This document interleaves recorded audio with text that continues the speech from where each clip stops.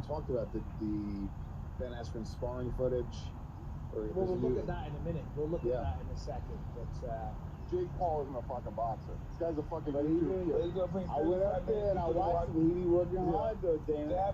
He's a great fighter. He be working hard. I watch him. I seen him put it together. Jab, no bullshit. I'm just saying. No bullshit. No bullshit. You're hanging out with the kid, you know him. You're saying he can fight. Yes. So the kid that he's gonna fight is a wrestler, decorated wrestler, but he's actually fought real guys. He's been a world champion in other organizations in MMA. Yeah, but it's different though, Dana. When you're standing up and you know from wrestling and standing up and let him hands fly. One thing I can't say about him, he got hands. Yeah, he got hands. I'm not joking. He got hands. I'll bet $1 million. Oh, here we go. Dana, what? That he loses this fight. Let's be honest. All right. I was just $1 million. Yeah, that's a lot of fucking money. It'd be nice to just be able to, let's bet $1 million. I should reach out to Dana because I'll send him a text in a minute maybe. But obviously we had Jake Paul. Jake Paul came out. Did you see his response? Jake Paul comes out and says, all right, well, in fact, let's make it $2 million. Let's put the money in escrow. Let's write up contracts, right? So he's doing it all legit. And $4 million, winner takes all. But listen, we talk shit about Jake Paul. Oh, we have a laugh. I don't know the guy. I've got nothing personal against him. And God bless him, he's making waves in life, right? Making money, and he's a famous guy, and good for him. But, we have a little fun at his expense. But I gotta say, I respect the balls on this kid, man. Yeah. So, oh, really? Well, let's double down. Escrow, contracts, $4 million. Yeah, I mean, look, do you think Dana White's serious? You know Dana White better than anybody. He seemed very serious when he said that. He said, I'll bet you $1 million that Ben Askren wins this fight. And we actually discussed that on the last show. Should Jake Paul be able to legally bet it himself? I don't see why not. So maybe he can. And he really does believe in himself. I think that Jake Paul legitimately thinks that he's going to go in and win this fight. But Dana White brings up interesting points. Ben Askren has been in legitimate fights against world champions. And I know that it's not boxing, it's mixed martial arts. But he's had the best of the best throw bombs at his head. He's outlasted the best of the best. So, I mean, it's at the very least, it's up for debate. Yeah, no, absolutely. I was writing a text today, and I'll finish it off later. But yeah, listen, if you look at this, is the whole thing, right? And it is a tricky one because when you look at Ben, he's not a great boxer. He wasn't known for his boxing, but the advantage that he has over somebody like Jake Paul is, of course, he's a proven veteran of the fight game. He's been in there many times. He has that drive, that determination. He has that fighting spirit. These are things that can't necessarily be learned or taught. But that doesn't mean that Jake Paul doesn't have those things. Doesn't mean he doesn't have them within him to show the world. Talking there, Zabri, the fucking great boxer, saying the kid has hands. By the way, what a cool guy Zabri is. I like the way he's put together there. It looks very, very cool. Not really my style. I don't think I could pull it off, but he pulls it off. It looks very cool. But he seems to, feel that Jake has hands, as he put it, and he's doing the work. And I'll be honest, when I've seen Jake Paul hitting pads, and I've seen Ben Askren hitting pads, it seems like a no-brainer. Of course, there's more to it than that. It's about how well can you take a punch. Ben Askren obviously has been proven many times. Took a fucking lot of punches against Robbie Lawler, and no doubt throughout a lot of his career, but still marches forward. It's unproven yet whether or not Jake Paul can do that, whether or not he can weather the storm and still continue to fight back, whether he can be the nail, and then turn it around and then become the hammer. That's what you have to do as a good fighter. Ben Askren can do that. He's shown that, But I think, but the thing about this fight is that it's taken away Ben's strength. Ben has no wrestling ability. It's all on the hands. And I'm sorry. Can we play the video of Ben Askren hitting pads? And this isn't because it's late. There's a video from sparring. I think would probably be more telling than the pads. The pad video's fine, but I think the video of him sparring actually. Just play a fucking video. Sparring, pads. Let's take a look.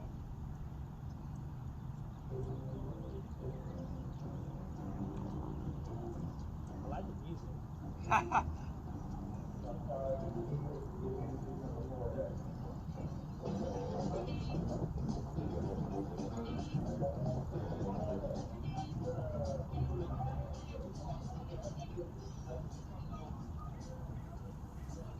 Interesting technique, to say the least. I've seen enough already.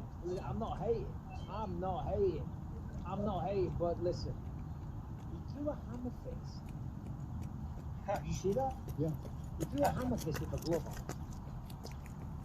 Can I say the one thing that I kind of find interesting, because everyone's trashing this sparring footage. It's bad. That's why.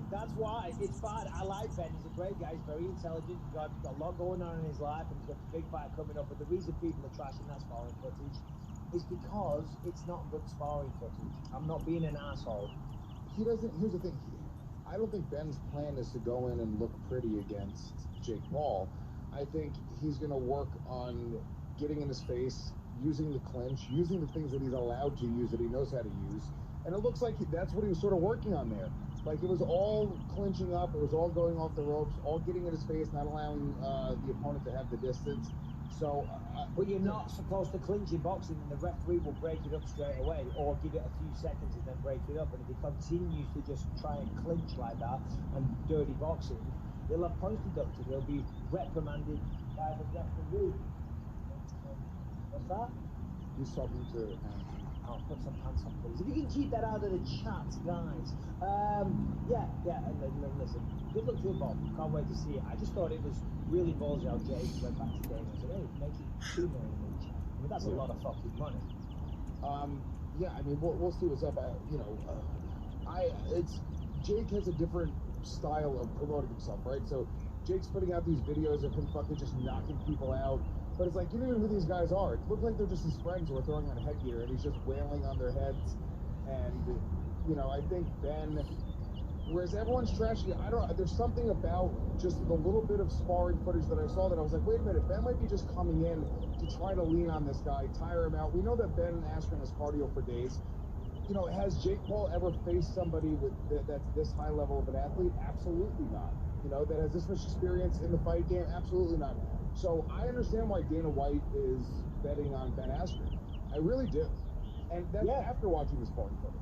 Hey, no, listen. I've got no horse in the race. I couldn't give a fuck who wins and who doesn't. It's a little annoying because obviously this is being dressed up as MMA versus boxing once again, and it's not the best candidate. It's wrestling versus YouTuber.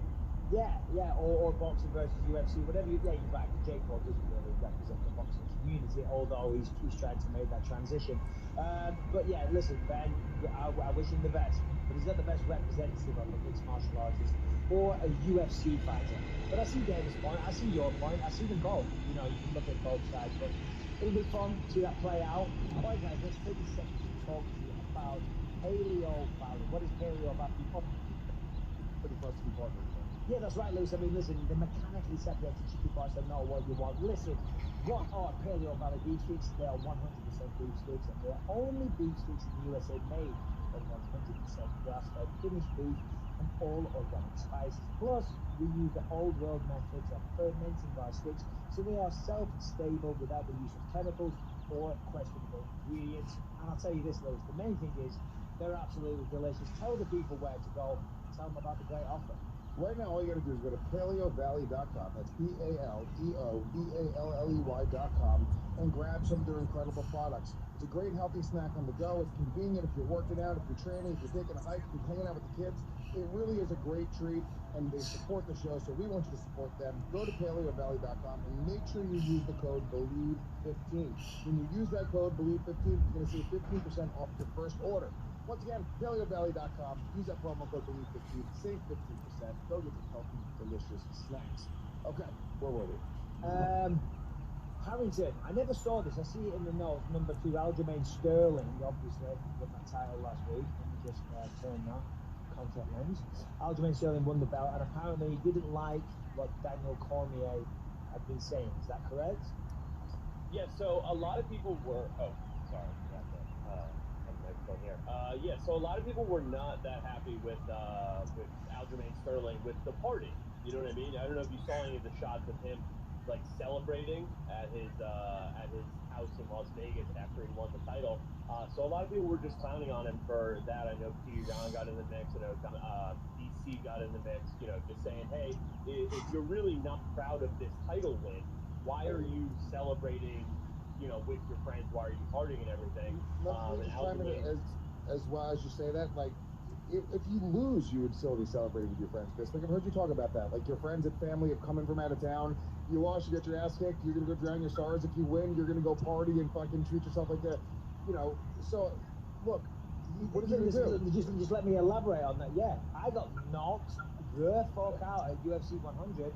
Went to the hospital, shared a ride with Frank Mir, right? Like a couple of sorry assholes. Came back to my hotel suite at the Mandalay Bay. Walked in. There's my dad, my brother, my sister, my wife, a lot of friends, you know, extended family, and they're all waiting for me. And we had a fantastic night. And I felt a debt. You know, these guys have come to support me, they've flown in from other countries. I'm not going to sit around like a sorry bastard and feel sorry for myself. I'm like, fuck it. What did we do? We got a fucking stretch limousine, we hit the fucking club, we got tables, and I think a couple of my friends got thrown out and caused a right fucking nightmare. But still, that's what we did. So go on, continue, Harrington. Yeah, so Outfit essentially came out and was like, hey, you know, this was, you know, my friends who all did this, they all put this on for me. They surprised me with the belt. He's like, in my mind, I left that belt in the cage. So them surprised me with it. They took a couple of pictures. I didn't share any of them. So he just basically was you know, giving a lot of flack to a lot of the people who were Monday morning quarterbacking, not only his win, you know, but his celebration afterwards. Daniel Cormier fired back at him. I don't know if this is what you wanted me to get into here. Yeah, that's what I meant. But first of all, just save that thought just for a second. You can't blame him. Regardless of the circumstance, he had just became champion of the world, which is a mega achievement. As I said, regardless of the circumstances, he still is rightfully the champion of the world. And whether or not you go out there and you beat him to a pulp, or through some weird set of circumstances, or through no fault of his own, he takes a fucking knee to the head and the guy gets disqualified. Whichever way you slice it, he's still, when it's all said and done, the champion of the world. And I know I would celebrate that, and I'm sure you would, Lewis. Yeah, I mean, look, the guy, he had a rough night. Like, no matter what way you want to slice it, you know, nobody was truly celebrating that night. Nobody's celebrating like, holy, you know, it's not like he's going like, oh, I'm the fucking best. Look what I did. Like, he's out there with his friends. Some pictures get taken. It's the problem with social media. It's like, what do you expect the guy to do? Is he supposed to go hide in his hotel room and not smile, and not hang out with his friends, not get a little drunk, not eat some good food? It's pretty crazy to get yourself to the place where you are considered to be the #1 contender in the world. You fight for a title. It ends in this weird, sort of bizarre way. But the accomplishment to get yourself there, to not be able to see that through with your friends and family, and honestly to be a phony, because he's going to celebrate, but now he's got to pretend to not be celebrating. It's kind of stupid. Yeah. And the picture in question is a picture of Aljamain there. He's got the belt on his shoulder, and his friends are around him, and they're all, you know, they're doing a toast, right? He did it. Who knows? Because that's kind of taken out of context, right? Yeah, who knows what they said in that toast? He could have been sat there feeling like kind of glum and kind of sorry for himself, and fuck, man, I don't even feel like a real champion, though, bro.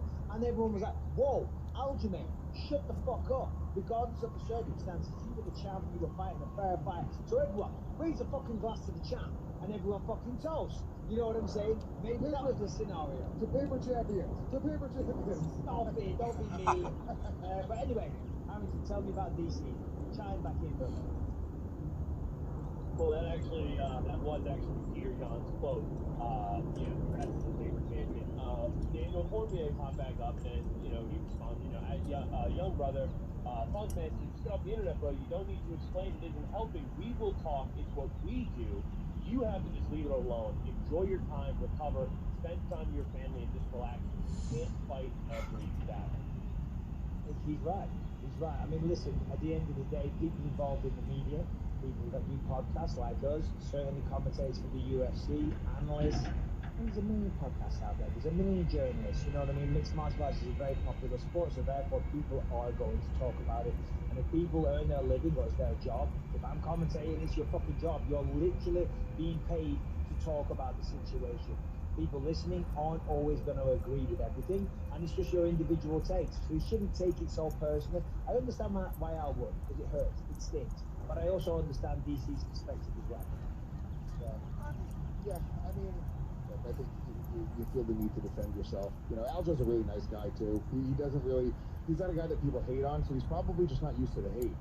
You know, like, by the time you were fighting for a world title, you've been hated on so much that it was almost like it's part of the process for you, you know. But It was water off a duck's back. yeah. Seriously, I Aljamain developed. Sterling is like such a sweetheart of a guy. I don't think I've ever seen anybody say a bad word about him.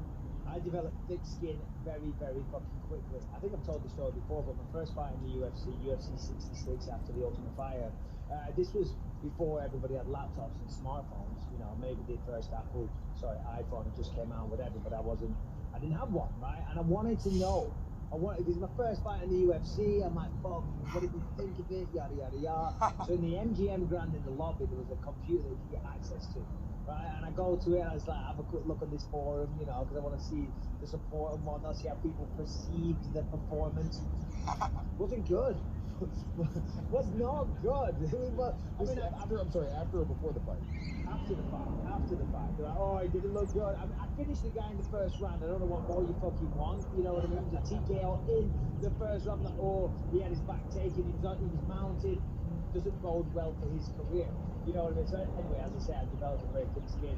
Aljamain, the more successful you are, that's the way it goes. You can't blur it out. You can't take on every battle. I mean, I'm sure as a comedian, you know, you have people, well, in fact, saying that, you're arguing with people on Twitter every fucking day. So I'll take that back. Yeah, but I mean, at this point, I've also desensitized myself to it in such a big way. Like, I lean right into it. I go on the Reddit forums, I read the YouTube comments. So, you know, at this point, and I think that's a better way to be. So if you try to hide yourself from it and shield yourself from it, then it hurts every time you read something. But if you just sort of embrace it and go, like, yeah, it's just part of it. The reality is this, right? If people are talking about you, and if they hate you, love you, whatever it is, that's an emotional connection, right? If somebody hates your guts, like, I fucking hate that guy, that person is way easier to turn into a fan than a person that doesn't give a fuck about you or that forgets about you. You want a support, or turn them into a supporter or a fan, whatever you want to call them. It's fine. But don't say fans. I read a statement yesterday, and this person was referring to their fans over and over again, and I wanted to throw it. Okay. It's you have whatever. We've had this conversation. I know we have, but it's ridiculous. It's just my fans. Stop it, right? You just, you know what I mean? You're in the public eye a little bit, and people like the product, but legions of fans. You're not Justin Bieber. You ever got people fainting when they see you? Like, oh shit, I like what that guy does. You know, they support. They're not diehard fans. They don't walk around with the t-shirts. You know, I have some diehard fans, some pretty hardcore you do, fans. but please don't talk about it because you'll sound like a cunt, and I will call you out on it. Listen, you have an insane amount of fans. People that call themselves Bisping fans. Yeah, it's just the word. We're just talking about the word. There's Instagram accounts. There's Instagram accounts that say, I still don't. There's Bisping fan Spain, Bisping fan this, Bisping fan that. I don't mention it. I don't talk about it. It's very flattering, but you sound like a wanker. But anyway, where were we? Aljamain Sterling. There you go. He's the champ. Who gives a fuck? Juliana Pena has been calling out Amanda Nunes, trying to get that title fight. Harrington, come back on, give us some colour on this, explain the situation. I've got it here right in front of me, but yeah, I like it when you do it, and then we'll riff off what you say. So set the scene, give us the landscape, and try and not be so grainy and like laid back. Can you sit up? Yeah, like say, just try and present this. There you go. Isn't that better, Lewis? Hey, Harrington, can you get a shittier camera, possibly? Can we just get a shittier camera and microphone for this audio and video podcast? Is that possible? Where are you coming to us from? It sounds like it looks like you're in like the basement of some like rock and roll venue. My apartment is where I live. Cool. I like the brick. Man. Thanks, dude. Exposed brick works for me. So Juliana Pena. A little bit played out these days. You know, it was cool when people started first doing it. You know, whatever. I do like it. I'm kidding. Tear your wall down. Take a sledgehammer and knock that wall down immediately. I don't like it. If you don't like it, I'll just get a hammer and it'll be done by the end of the episode. No, so the thing with Juliana Pena, that night when Amanda Nunes beat Megan Anderson, she came out immediately, was like, look, Holly Holm is out of our fight. She has an injury. She's not going to be able to compete. I don't want to wait around for Holly Holm. I'm the best in the division. I want Amanda Nunes at 135. She hasn't defended herself in quite some time. Nunes kind of fired back. She's like, look, she can go back and get the win against Jermaine Durandame. She can go do a number of other things. Pena has just been on a campaign over and over again. Anytime she has a microphone in front of her face, how much she wants to fight Amanda Nunes. She even went nuclear. First time I've ever heard this with female versus female fighter. She said if she wants to stay fat at 145, she can, but relinquish the belt.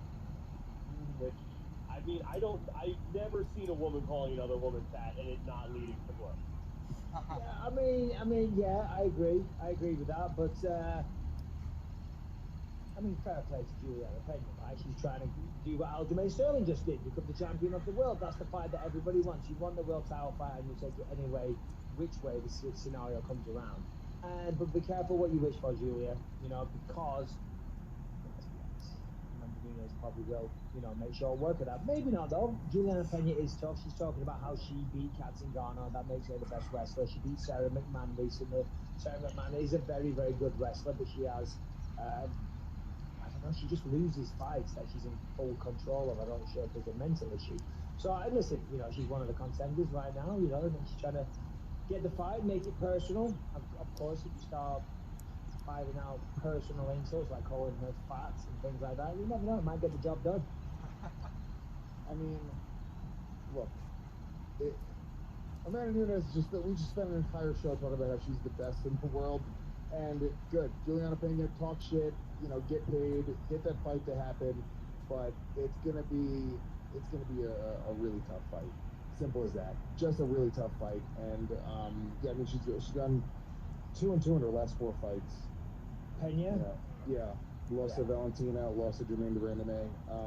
Yeah. Look, once again, it's not even so much like at this point, there's just nobody there that we think can even come close to beating Amanda Nunes. So it's hard to not roll your eyes when somebody's trying to come out and talk shit and hype up a fight. And you're like, all right, well, let's see what happens. I'd like to be surprised. Yeah, no, it's always nice to be surprised and mix things up a little bit. The reality is Pena's pointing at her victory over Kat Zingano and that Kat Zingano beat Amanda Nunes. The reality is that fight was a long time ago, and that was the old Nunes. Nunes did used to have a problem with her conditioning. She'd always start great. She'd always kick ass in the first round, but then she'd fade. You know what I mean? She'd always run out of steam, but she's fixed those problems. But still, all right, well, fair play, Juliana. It's nice to see someone talking some shit and, adding a little bit of fire, if you will, to that division. So, yeah, I'd like to see it. Why not? She could maybe beat Old Nose. She ain't beating Nunes. Oh, I see what you did there. A little pun for you. Pun. Why not? I like you. He's driving me Thank crazy. you, Brendan. I don't mind him either, Brendan. How are you, buddy? Okay, real quick, we should thank Carol Bike for sponsoring today's show. Here's why you're going to love the Carol Bike. The Carol Bike was designed to replace a fitness center with AI algorithms that determine the optimal personalized result.com. And when you check, I never actually had. Summer's on the way, baby boy. We will see you at the beach. All right, where were you? This is sad. Yeah, Neil Hall is a referee from the UK. I never actually had him referee one of my fights, but no, he passed away. He went into the hospital. I believe Hamilton. I never saw these details, so again, come on and tell me this because I read it in the notes, but I can't take credit for it. So he went into the hospital to visit somebody. Is that correct? Or he had some kind of surgery, contracted COVID when he was in there, then died of fucking COVID. Yeah, so apparently he went in for a back surgery, and while he was in there recovering, he contracted COVID-19. He had about a 3-week battle with the disease and eventually passed away from it. Ah, man, poor guy. Poor fucking guy. We won't spend too much time on that. It's rather depressing, but it just, he's, a well-known referee from the UK. So rest in peace, Neil Hall. Very, very fucking sad. My God. I mean, imagine that, Lewis. Yeah, it sucks. Yeah, it feels like it's over, right? And then every time you think it's over, somebody else goes and passes. Female comic from New York. She just went to go live in Jamaica. She was like, I'm just gonna there's nothing to do. I'm just gonna set up shop, and she was living on the beach in a beach house for 6 months. And yeah, she contracted COVID and passed, which is just fucking. Yeah, it's terrible. It really is sad. Yeah, no, it's awful. It is. You hear about these things all the time. As you say, it's like we all think the end is nigh and it's right around the corner, but you never know what's going to happen. So I hope it does. Like as I say, in the UK, June, everything's open, and everyone's getting so excited for it. I've got fucking bookings for DJing and stuff going on, and I'm excited for that. But I'm like, They're like, have you booked your flights yet? I'm like, no, I am not booking and paying for fucking flights because I'm going to combine it with the holiday to the UK. So obviously these places I can't expect them to pay me, sorry, to fly me out there, but I'll get myself there and I've got some good DJing bookings. But yeah, I'm not doing that. I'm not taking that step yet. I said, let's just wait till it gets a little bit closer. Yeah. We're in March. It doesn't open until June. That's still 3 months away. You know what I mean, at this point, I have the attitude of like, I'll believe it when I see it. Like, I'm so done even arguing the arguments anymore, giving opinions. I'm just so done. I'm just I've ready got for one whatever. thing to say though that Put I've a been dying fucking to needle say. in me right now. If it'll get me to be able to go to a concert, if I can go to a live sports event, if I can travel openly and freely, whatever. Can I Put say me full one of thing? whatever. Can I say one thing? And I'm not trying to start an argument. Go ahead. I gotta say it though. Go ahead. You know the vaccines are free. Yeah. You know the governments are spending hundreds of billions of dollars worldwide. Worldwide, all these governments are all doing it. But I thought they were trying to control us and strip away our liberties and not give it back to us. But how? Why are they spending hundreds of billions of dollars to give us back the freedom that they're taking away? Just saying. Just saying. Where's all the conspiracy theories? I mean, do you want to really get into it? Do you think No, that do you think they're gonna roll back all of the laws that they've made? Do you think that? They are in England. I bet you they aren't. I bet you have no idea what you're talking about because you're still fucking worshiping the Queen. So. Hey, don't bring up the fucking royal family, Lewis, and don't speak if I heard such a tone, okay? Don't make me go Piers Morgan on you, okay, buddy? If you're an American and you give a fuck about the royal family, you need to fucking. I'm trying not to say kill yourself. You need to do Don't something. say that. I'm not. That's the whole controversy because Meghan Markle was having, suicidal thoughts, and Piers Morgan wasn't very sympathetic towards that. This is kind of how it started. So don't say kill yourself. I don't know. I don't even know Meghan Markle. All I know is she's fucking hot and rich. So if she's having hot. she's hot enough and rich enough that cry me a fucking river. If you're I see with that green outfit on, attending like some royal function, she looked good there. When she did that thing with Oprah, she could have had a bit more makeup on. You see the freckles and stuff. She's married. She's married to a prince. She's a bazillionaire. She's hot. She's fucking has a great life. If she's depressed, she needs to fucking smack herself in the face because life rules for her. There are people that have real fucking problems out there. And look, I'm sure her worst day is still her worst day, but I would trade lives with Meghan Markle any given day of the week. I'm with you. I don't know about that, actually. I'm very happy to be You got a good life, big spin. Yeah, I'm okay. I don't want to be Meghan Markle with no makeup on speaking to Oprah, okay? But I do know they just bought like a $15 million mansion in LA, somewhere like that. So, they're doing okay. They're worrying about the security detail. Well, you can't have it both ways. You can't marry a prince, get into the royal family, then tell the royal family to go fuck yourselves because you don't want the obligation, but then still expect them to pay for your security detail. I do sympathize. What was the bombshell that they? Because everyone's talking about it, and I just put my blinders on. I don't give a fuck at all about the royal family. I'll tell you this though, the royal family is more popular in America than what it is in England. I mean, there is people that are diehard.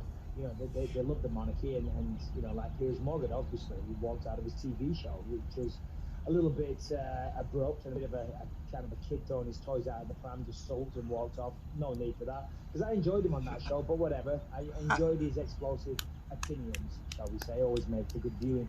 But no, the problem was this, and I don't know about this because Harry won't speak up and she won't speak up, and he said the conversation will never be told properly. But apparently they had, I don't know if they had an issue, but they said there was questions as to the darkness of the child's skin. And obviously, that's it's a hot button issue to say the least, and Oprah Winfrey didn't take too kindly to it. But Harry shut it down, said, no, we're not talking about that, or words to that effect. And who knows? They were saying the Maybe family wasn't happy that he was with a dark-skinned chick. Apparently there was a discussion about it. I wasn't there, so I don't know anything about it. Of course there was a discussion about it. Of course there is. It's the British royal family, okay? If you're marrying into anyone that's not British, I would assume that's going to be a slight issue. In fact, British alone will not do. You know what I mean? You've got to be from a wealthy family. You've got to be connected. You've got to be a count, maybe from Poland. But I'm not marrying Harry, for the record. He's fucking marrying Jenny from the block over here. He's like, Harry.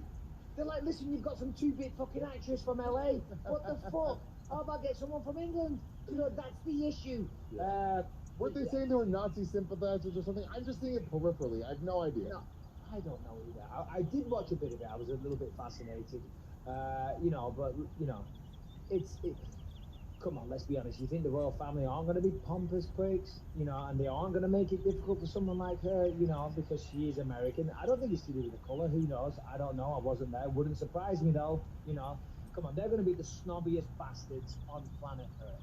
Yeah, they're kings and queens. Any old white person, I think, would have that conversation behind closed doors. Just generationally speaking, much less the monarchy. And yeah, it was very funny, the obsession. Here's what Rebecca said, though. Rebecca said it might have been just like an innocent comment where they're chatting and went, oh, I wonder how dark the skin of the baby's going to be. Do you reckon it'll take more after the father or more after the mother? No, but that could just, you know, you have these conversations, you know what I mean? Harry, do you think the baby's going to look like a demon? I did what? That's what I imagine the conversation was You like. have left me speechless for this. But still, is it going to have devil skin, Harry? Yeah, Please yeah, don't yeah. bring that baby home. Yeah, well, I'm staying away from comments like that. You're brown, so you can say, am. and then you can slag up the white people. Of course, that's what you do almost every episode now. But it's so funny. I'm told that I'm racist against brown people. I'm racist against white people. I'm just racist against everybody, to be honest. Oh, well, at least equal opportunities, I guess. There you go. So yeah, none of these are jokes. This is all very much my real opinion. All right, real quick, if you love the show, you can go subscribe really anywhere you can get podcasts. iTunes, you can subscribe there, Google Play, Stitcher, even on YouTube. You hit the notification button. You get a notification every time we have a brand new episode that drops. The video versions drop every Monday and Thursday night at midnight on YouTube. Leave us a 5-star rating, positive review. If you guys want access to every episode of the show that we've ever done, all ad-free, uncensored, and in one place, you can get them at gasdigitalnetwork.com. Use the promo code DYM. You get a 14-day free trial. Yeah, do that now, actually, because that's going to be moving to a 7-day free trial starting next month. So if you guys haven't gotten a free trial yet, do it now. And I got a couple live gigs coming up. The 26th of March, I'll be in Fairfield, Connecticut at the Warehouse. And then April 16th and 17th, I will be in Tampa, Florida. I'm really upset because that's the night of the Ben Askren and Jake Paul fight. I had a gig that night. I mean, that is the fight of the century. I mean, people talk about the rumble in the jungle, you know what I mean? The melee on the tele, you know. No, the Jake Paul versus the guy that can't box are on, okay? Who gives a fuck? Actually, what have you? Leon Edwards taking on Bilal. Remember the name, main event, Mohammed at the weekend. We did, let me ask you this before we get into technical analysis and things like that. You know, he came on the show, Bilal, and he was talking about how everything's written and, you know, and we spoke about that. I wanted to ask him a question yesterday when we did the fights meetings, but I thought maybe he would think it was a little disrespectful, so I didn't ask it. But I wanted to ask, I said, is it written that you win the fight this weekend? You know what I mean? Your visions and your beliefs and things like that. But then I didn't want to appear that I was mocking his religion, because certainly I'm not, you know. I was talking to Lucas last night, and there was someone talking about religion on TV, and we had a chat. I said, listen, you got to respect everybody's beliefs, blah, blah, blah. You know, we had a, you know, because obviously we're not a Christian or religious household, so we were just explaining and having a chat. So I respect Bilal, you know, he's a devout Muslim, and good for him. But I was going to ask that, is it written, Bilal, do you believe it is written that you win this fight? What does Lucas think? What does Lucas think your spirituality is? He just that we don't believe in God. So he thinks he knows essentially that you and is Rebecca the same way? She doesn't believe in God? Yeah, Rebecca's clearly the same way. Yeah, no, she's like adamant and more the same way. Really? Yeah, because I'm born into a Catholic family. I wanted to get the kids christened and stuff. I wanted to at least give them the keys to the fucking door. You know what I mean? Just in case the opposite is hellfire and eternal damnation. I'm like, well, let's just get them in the club. Do you know what I mean? Right. She's like, no. And I get it. She's right. She's got principles, because all my mates in England, they'll get the kids christened. You know, because it's a nice celebration. You celebrate the birth. Everyone gets together. All the family gets together. You know, everyone puts a suit on and a nice dress, and it's a great celebration. It's beautiful. You know, but none of them go to church. None of them practice Christianity. And Rebecca said, "Well, we don't believe in God." I'm like, "Yeah, but it's just what we do." She said, "Yeah, but that would be hypocritical, man." I'm like, "Yeah, but it's a good day." She's like, "Yeah, but it doesn't matter." I'm like, "But," and she's like, "No, Michael. we're not religious. That would be hypocritical. I'm like, all right, fair Devil's enough. advocate. Go ahead. I've got many avocados ready to go on that one. Devil's avocado. I'm selling avocados on this one. I'm like, I piss up. We all get together. This, no, I'm not going to disrespect Rebecca Bisping, but she does have 2 Christmas trees. It's a little crazy. We had a Christmas tree in Lucas's room. He won. We've got 3 technically, but no, she's got a point. She's got a point. You know what I mean? Of course. Still, who doesn't Which want I get it. Look, to- we didn't get my son baptized. That's the same thing, right? It's christened. exactly the same thing. Yeah, we didn't get him baptized. He has a godfather and a godmother, but that wasn't based off of like religion. That was like based off of like we wanted to just give a good friend of ours the honor. You know, it was almost symbolic of like because they say the idea of the godparents, right? It's supposed to be who would take care of the kids if you got into an accident, right? Who would be the people? So it was almost like an honorary uncle and aunt sort of thing. Yeah. Yeah, So- no. So yeah, Lucas has no godparents. My other siblings, Children. offspring is what I was looking for. Have no godparents either. But I'm sure they're going to be okay. You know, we got family, we got brothers, sisters. You know, I think someone without allocating it said, right, it's you, it's on you. If I die, you're responsible for the kids. I'm hoping somebody would come into the frame that, right, okay, Michael and Rebecca were killed in a head-on car collision the other day. Oh, God, they've got 3 fucking kids. All right, Callum's okay. He's at college. He's doing his own Callum thing. and Ellie are both adults. Yeah, they're okay. Lucas, all right. Oh, someone's going to have to take him. I'm hoping somebody would volunteer themselves. Who would take Lucas? If you guys got into a car accident, who would take? Would it be Callum or Ellie? No, you couldn't have them do it. No, I wouldn't expect them to. I'd like to think that Rebecca's parents, because it ain't my fucking parents. I know, Dad, I know you listen to the podcast. Do you know what I mean? But fuck me. So probably Rebecca. Who knows? You know, best man for the job. Whoever wants it, take it. Whoever the first person to come knock. Whoever throws the name into the hat first, fuck it, have him. He's a little shit anyway. Take him. All right, Bilal Muhammad taking on Leon Edwards. You know, it's been 600 days since Leon fought. 600 days, that's insane. And it's through no fault of his own. If you remember, he was supposed to fight Tyrone Woodley in March in London, right when the pandemic hit. And it was like a week before and it got cancelled. So that wasn't his fault. Then there was some talk of Kamar Usman. There was matchups with Hamza. I think that was 2 or 3 times, and Hamza kept pulling out. Obviously, he's not well. Yeah, so through no fault of his own, 600 days. But he says, because I spoke to him yesterday, that whole time he's just been working. Now, he hasn't been sitting on his ass thinking, getting fat and just whatever. He's literally been training in the gym, training every aspect of mixed martial arts, wrestling, jiu-jitsu. He said, I do not resemble. The last time he was seen was taken on Rafael dos Anjos, and he had a fantastic performance. He said, I do not resemble that fighter at all. I've done nothing but be grinding away, got better and better. And I'm excited to see him. Do you believe that a fighter can truly do that? Step away 600 days, nearly 2 years, without a fight on the horizon? I mean, I shouldn't say that, because he was preparing for specific opponents 4 or 5 times, right? So he did have that date in mind. He did have that hyper focus on, the beginning of a training camp. It just never really came to fruition. But let's just say he didn't. Do you believe that you can not have a fight booked, step away, and truly improve that much? Or do you think you need the grind of an actual fight camp? No, for sure you can. For sure, if you're dedicated enough, which you should be, all fighters should be going to the gym and trying to work on their skill set.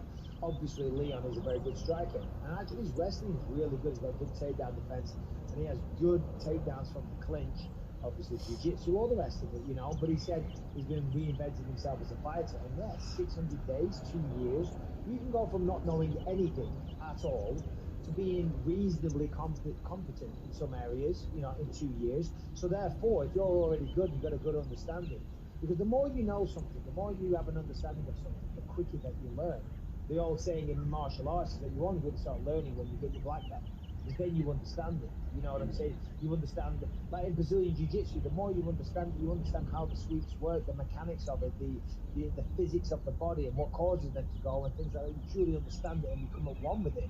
But when you first start getting shown something, it's just an armbar and you go in there for that reason. Your leg goes there, and it's fucking. It's a language you don't understand. Right. But when you start to understand it, then you understand the fine intricacies It's like philosophy or like principle, and it's Yeah. like one thing you understand that philosophy or principle, and you could apply it to a bunch of other things. So yeah, I mean, for sure that does make a lot of sense. Edwards is a minus 278 favorite over Bilal, which I think is sort of crazy considering how inactive he is.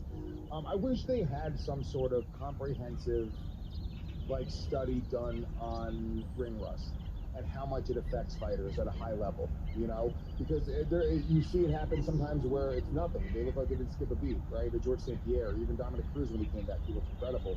He was off for like 3 or 4 years at one point, right? Yeah.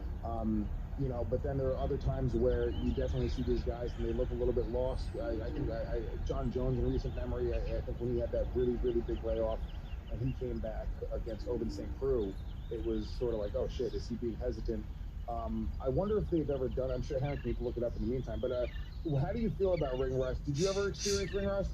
I don't think so, but I never took a massive break. You know, I mean, I'd say the longest break I had was probably when I won the belt, and hold on, let me get this right.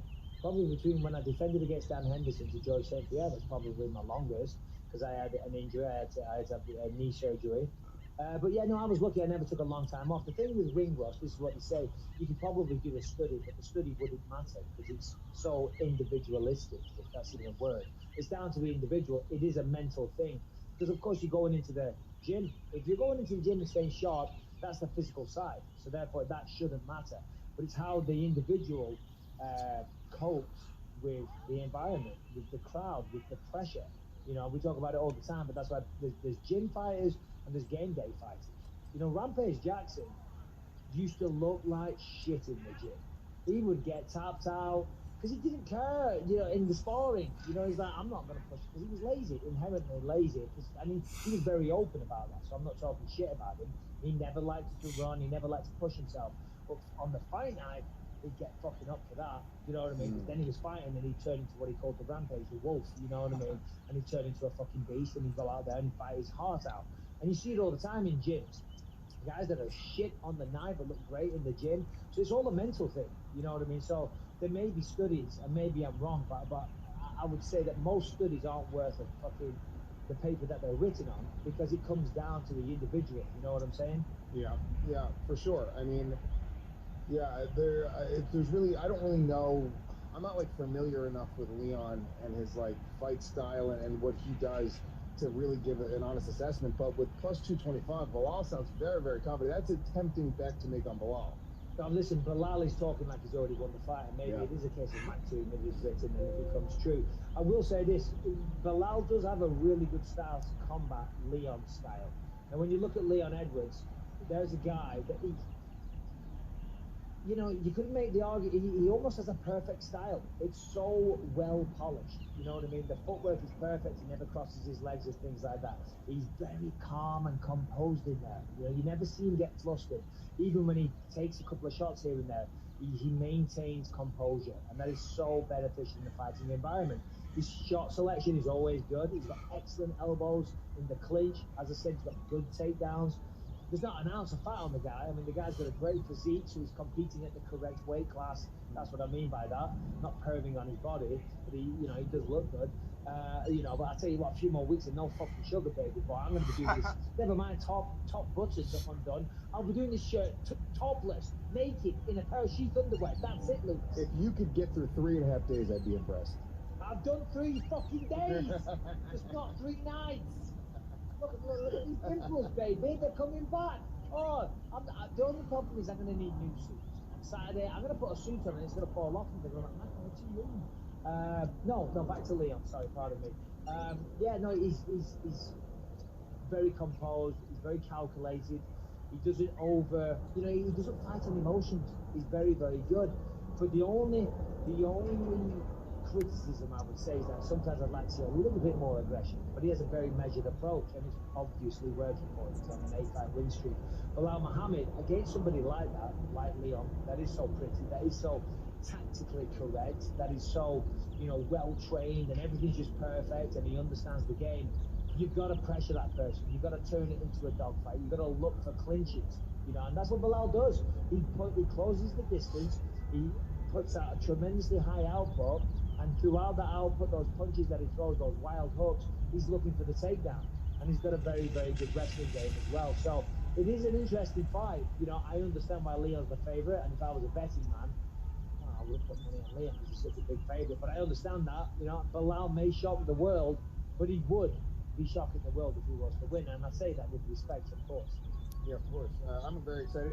This is a fight night, right? This is a pay-per-view. Yeah, fight night this weekend. Yeah. Sweet. Nice. Yeah, and then next week's pay-per-view, wasn't it? Oh, Ngannou taking on Stipe next week.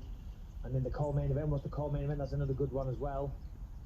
I haven't got it right now. Harrington, if you dare, help me out. Ortega versus Volkanovski. Ortega versus Volkanovski, so that's next week. That's a killer fight. Killer fights on the horizon, David boy. We got a wow from Lewis. Which fight made you wow? Volkanovski, Ortega. Two title fights. It was honestly, it was the fact there was two title fights. Harrington, whatever you're doing back there, I hear mumblings and rumblings. Turn it off. Turn it off. So yeah. Harrington also told us that he heard the echo again. It's you, motherfucker. He wrote that in the chat. It's crazy. Hey, while you were on the bathroom earlier, do you know what else we discovered? That he's been just using his computer microphone. Because he kept bringing the mic to his mouth and it didn't make a difference. And we were like, hold on, you're coming through the computer. Anyway, you know, whatever. He's a producer on the show. Also, by the way, just so you know, I wanted to the level of commitment that Harrington has. We're having producer meetings with Gas Digital. We have about 15 producers that work on staff. We do quarterly meetings for like 20, 30 minutes where we discuss what's going on, where you see yourself going with this company, how do you feel about it, anything you want to get off your chest. Boom, now's the time. Harrington, the only producer out of 15 producers that slept through his meeting. They were at 10:30 in the morning. That's not early. In the morning. That's not early. Listen, if you listen, who was it who said that? What's the guy from not Wheel of Fortune? Fucking, I'll take an A. What? No, Trebek, Dana White. Family Feud, you call it Family Fortune in England. What's it called? Steve Harvey. Steve Harvey said, you can't be sleeping into 8 a.m. Then you live on the East Coast and you sleep into 8 a.m. That's 11 a.m. on the East Coast. The stock market opens at 9 o'clock. You are missing 2 hours. You can't be fucking sleeping. You swear, but I added it in for effect. You can't be motherfucking sleeping through that time, motherfucker. This is more racist than anything I've ever done on this show. Really? If his name is racist, I apologize, but that's just how he talks. I'm just saying the point is, he said, you can't be sleeping to that time, Harrington. You're gonna get your ass out of bed and go for your goals, man. He said 10:30 like it was the crack of dawn, like it was 6 a.m., 5 a.m. Yeah. You know, most people get up by 8:30 in the morning just naturally, even if they don't have a traditional day job. Exactly. So, Harrington, please do better. All right, okay. So this is the meeting right now, Harrington. Harrington, you're doing a great job with the Believe in Me podcast and the other little shitty podcasts that you do as well. You know, you bring in a certain level of authenticity, and a lot of the time you don't turn your microphone on. But still, what do you see? Where do you see yourself going in this company? How do you see yourself growing and maturing and blossoming as a producer, Harrington? I see myself getting fired for sleeping through meetings, honestly. It's wild. Also, like, there's like, I'm trying to give him more responsibility. 10:30 at night. Sorry. It's crazy. It's fucking crazy that Harrington. It's almost comical. Like everyone on that meeting was like, of course he wouldn't be here. Of course he'd be sleeping right now. It's fucking Harrington. Well, I was busy till 2 in the morning working on notes for the League of Me podcast. So. I don't care. Yeah. Sorry, I'm just sending a text message like you got a staff meeting on the pod. Guys, please keep it professional, please. You know, can we get back to Leon Edwards? Save your politics. The internal politics of Gas Digital Studios. People are not interested. Yeah, it's too much. I can't make a prediction. I'm calling the fights this weekend, but Leon Edwards has a very pretty style. Bilal Mohammed probably has a good style that, to counteract that. Of course, it's his first main event. I think Bilal's on a 4-fight win streak against some decent opposition. He just beat Diego Lima. That was a good win. And obviously, and Bilal talked about this at the meetings yesterday. He said, ring rust is real. He's been out for 600 days. And the whole time, I think this is correct. It is correct. While Leon Edwards has been sat out that whole time, I think it's 3 or 4 wins that Bilal's got, and so he's definitely got the familiarity. He was in there 3 weeks ago, for crying out loud, so on paper there's a lot of pluses, but still, when it comes down to it and your mind is right, ring rust won't be a factor. So having said all of that, Lewis, where do you put your money? I mean, I have a hard time not picking with my heart. We just have Bilal on. Leon Edwards has no respect for you or this show. I mean, how am I supposed to pick Leon Edwards? And I like the fact that Bilal's an underdog. He's a pretty heavy underdog. I feel like this is a good fight to bet on. You know, Edwards being out for that long. Bilal is fucking hungry. He's been super active. Yeah, I'm gonna bet on Bilal this weekend. All right, okay, we're just going against your countryman, going against that flag behind me, going against the monarchy, going against everything, you know. No wonder Leon Edwards won't come on this show. I think that's what it is. He never said it, but I've looked him in the eye. Leon Edwards would not be accepted by the monarchy. He said, fuck. Oh, he said, fuck Lewis. I could see it in his eye. I could see it in his eye. It's your fault. Your guests won't come on now because of you, Lewis. All right, so there it is. Lewis J. Gomez going against his, you know, friend, podcaster, partner, you know, just going against everyone in the UK. You know, it's only 60 million, but USA all day, baby boy. Well, you know, you made your bed, line it, a Monday morning wait. All right, here's the thing. You're wrong, right? Oh, you're not wrong. You're not wrong. What do you mean I'm wrong? What does that mean? You're wrong. You're wrong for going against the flag, the monarchy, okay? The British Empire is what you're wrong for. It's made the best man win. But if you are wrong, what will you do on Monday to apologize to the British people? And specifically Leon Edwards, we need to come up with some kind of, you know, forfeit for you.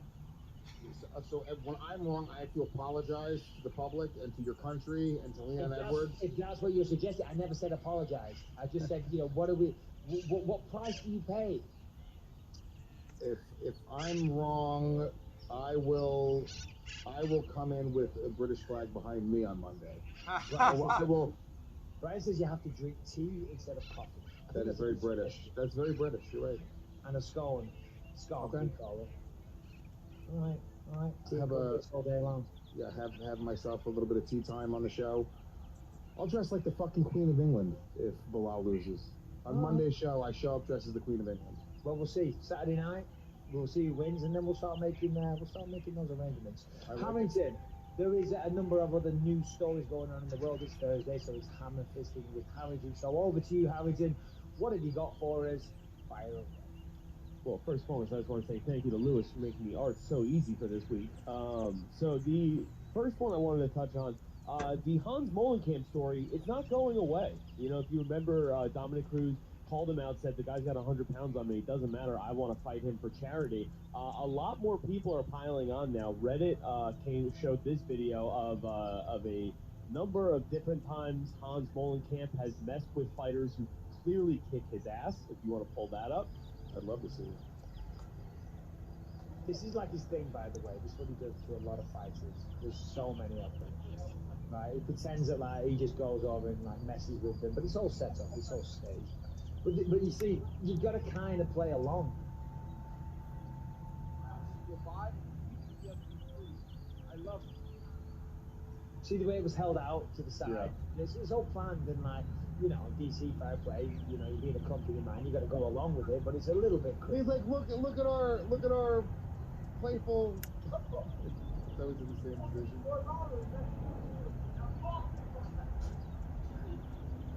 I mean, to be fair, these videos aren't too bad, you know, a little bit cringe, but still, you know what I mean, just having a laugh and that's okay. But he does, you know, there's videos, there he is again, someone else. But there's some videos where they're sparring and, you know, let me get the better of you in sparring and he puts her against and stuff like that. Cheers, oh yeah. Matty B don't play no games, man. I don't play no games. Look at this. This guy rules. I actually like Hans Molenkamp. This guy kicks ass. He's a rich guy that just makes all these fighters have to kiss his ass. Yeah, that's what he does. And he tried it with me. All right, fuck it. I'm gonna say, I'm driving back from Vegas one night. I've commentated. He calls me up and he's going on. He's like, Mike, we're friends. Right? We're friends, aren't we? And I say, no, we're not. Okay, we're not. I've known you for a long time. We've never hung out. We're business. Okay, you know what I mean? Stop dangling this friend card. You know what I mean? We're not friends. We're business associates, and that's it. That's all we need to be. We don't get together. Our families don't hang out. You know what I mean? So we're not friends. And then shortly after that, I wasn't with a certain company anymore. Suddenly, all of those sponsorships started drying up. All of a sudden, I'm fucking broke. Okay, thank you, Hans. Thank you. Hey, no, listen. Yeah, there you go, Harrington. What else we got? Oh, dude, that guy rules. I don't give a fuck, dude. Just a rich guy who you have to just take it from. Like, sure, you can kick my can of soda, Hans. Or you can be a man like me and just cut yourself off, cut your balls off to spite your face. There we go. Well, Lucas, just sorry, that- there will not be a college fund. Sorry, Lucas, you're going to work as a street sweep. Go. Okay. Well, just to add to that, Monster Energy has taken these comments from Dominic Cruz. They said that, you know, they're looking at this as a serious allegation. They're going to look into it. So Hans, I don't know if Hans is necessarily the rich guy here. He's got a bunch of rich companies behind him, but if enough fighters keep talking up about this, you know, Hans may no longer be the guy making those decisions much longer. So yeah, just something to keep an eye on there. They said the actual quote from Monster is, "We take such allegations seriously, and we are looking into it at this time," a spokesperson told MMA Fighting. So yeah, I'll let you guys know more about that as that. We'll just real quick on that. I'm sure Monster Online, I'm sure they will look into it to a certain degree, but they've got to say that. Certainly in this day and age, anytime there's any kind of complaint, you know, you have to be seen to be taking it seriously, right? Just like that Piers Morgan interview, got 41,000 complaints, you know, and he walks off the show. I can't imagine that Monster are really sitting. I mean, I don't know who runs Monster. I've never met them. I have no idea. But as a human element, this isn't a big deal, and I'm sure they're just sitting there going, "Oh, for fuck's sake! All right, we'll put out the template response." You know what I mean? Maybe I'm wrong. I don't know. Yeah, as soon as they have to respond with something, and then it's out of their hands. Oh, it's out of their hands. I'm just gonna tell bad jokes for the rest of the show. I like it. That's all No, I do you when do. I'm commentating. When I'm commentating, that's all it is. Fucking dad jokes all day long. You know, because like Montana De La Rosa, last time she was fighting, Montana De La Rosa, it just came to me. I don't know why, and she was getting beat. I said, Montana De La Rosa, at this point, she'd call her Montana De La Toaster. And, you know, I liked it. I was I liked it. I liked it. Not sure Dana White did, but whatever. There you go. Harrington, over to you. Didn't she win that fight? She did win that fight. At one point, it wasn't going well. She was toaster. Stella Toaster. Okay. So Henry Cejudo says that he's ready to make his comeback. You know, he went on SportsCenter over the week here. He said that it does make sense that the next fight they're going to line up, obviously, is the rematch between Aljamain Sterling and Petr Yan. But then he went into full promo mode. He said, "I would personally like to line up Petr Yan and Aljamain Curling Sterling Silver at the same time. You guys stay tuned. Triple C is coming back. What's up?" So, you know, if he's admitting that the next fight is for Jan versus Sterling there, what is the path for Triple C for Sterling? Simple. Come back and fight the winner. Right? I can't imagine UFC are going to make him jump through hoops and win a contender matchup and things like that. It wasn't that long ago. I think it was May last year.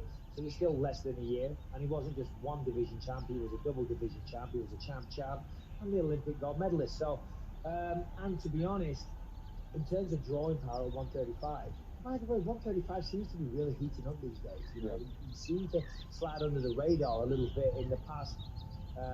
You know, there wasn't too much hype around him, but there really is starting. That's kind of changing. Maybe that's why he's coming back as well. But Henry Cejudo is definitely one of the guys that is a draw. I know Dominic Cruz was a big draw at 135 as well, but you know, through whatever reasons, you know, his last fight wasn't for the belt. He got beat. You know what I'm saying? They need guys that draw, and Henry Cejudo is a draw. Yeah, I agree. I mean, obviously, Cejudo, he has the right to come back and fight for the title. But I still want to see him try to become the true triple champ and move up to 145. And that's something that I think, honestly, it would be that people are trying to make history now. He has the opportunity. It's just, look, with Izzy losing, right? I think that, you know, that dream of moving up and facing John Jones for the heavyweight title after, that's not going to happen, right? But he has a genuine opportunity to go up to 145 pounds and be definitely competitive against Volkanovski. So why not come out and fight the winner of that fight? He has a genuine opportunity to go to 145 and get his ass fucking kicked, right? Maybe. More than maybe. Listen, there's weight divisions for a reason. And let's remember, he was the 125 champ. You know, little itty bitty tiniest weight class in the company, right? Little teeny tiny people, little teeny, right? If you see fucking Volkanovski, He used to be 275,000 pounds, right? Fucking playing people at rugby, right? And he's dieted down and slim and trim, and he makes 145 after a drastic weight cut. But he can go 5 rounds, right? And he's beating guys like Max Holloway multiple times. 17,000 times we've seen that fight now. Do you know what I mean? For some I don't think perspective, Henry's. Paige Van Zant weighs 125 pounds. Yeah, that's what I'm saying. My wife, she's way heavier than that. Do you know what I mean? I will fuck my wife up. Do you know what I'm saying? When it comes Your down to wife it, would destroy Henry Cejudo. I don't know about that. I don't know. I reckon Henry would be in the running to win that one, if I'm honest. But I'm just saying there's a reason. Anyway, I don't see him winning at 145, but it would be fun. It would be interesting. It would definitely be groundbreaking and historic if he did that. So good luck. I hope he does go to do that. You mentioned John Jones and Israel Adesanya. I'm going to throw it to Harrington because I have a funny feeling that's his next point in the hammer fisting saga. Couldn't be more right, Michael. Yeah, Eugene Behrman, the coach for Israel Adesanya. Barriman. What's that? Barriman. Okay, sorry about that. Well, he. Just helping you. Helping I you be a better appreciate it. producer. Thank you. All right, so his quote is this: John knows who the biggest star in the sport is at the moment and who can get him paid the most. That's why the fight won't fizzle out. So John's gonna, if he hasn't already, I'm sure he's probably gonna be on social media. He has. And going through all the antics that he usually does. But at the end of the day, the facts are the facts. The fight doesn't fizzle out because they're the biggest guys in the sport. They bring the most money, and that's why the fight still exists. Eugene did say that he believes that, when Israel makes his next run up to light heavyweight, that he's going to put on more weight so that, he's closer to that natural 205 when he gets on the scale. He might actually have to cut some weight. But, that fight with John is still very much alive in Eugene Behrman's mind for Israel Adesanya moving forward. Lewis? Who's Eugene Behrman? He's his coach. He's the head trainer and owner, I think, of City Kickboxing. There's a couple things. Number one, no offense to Izzy.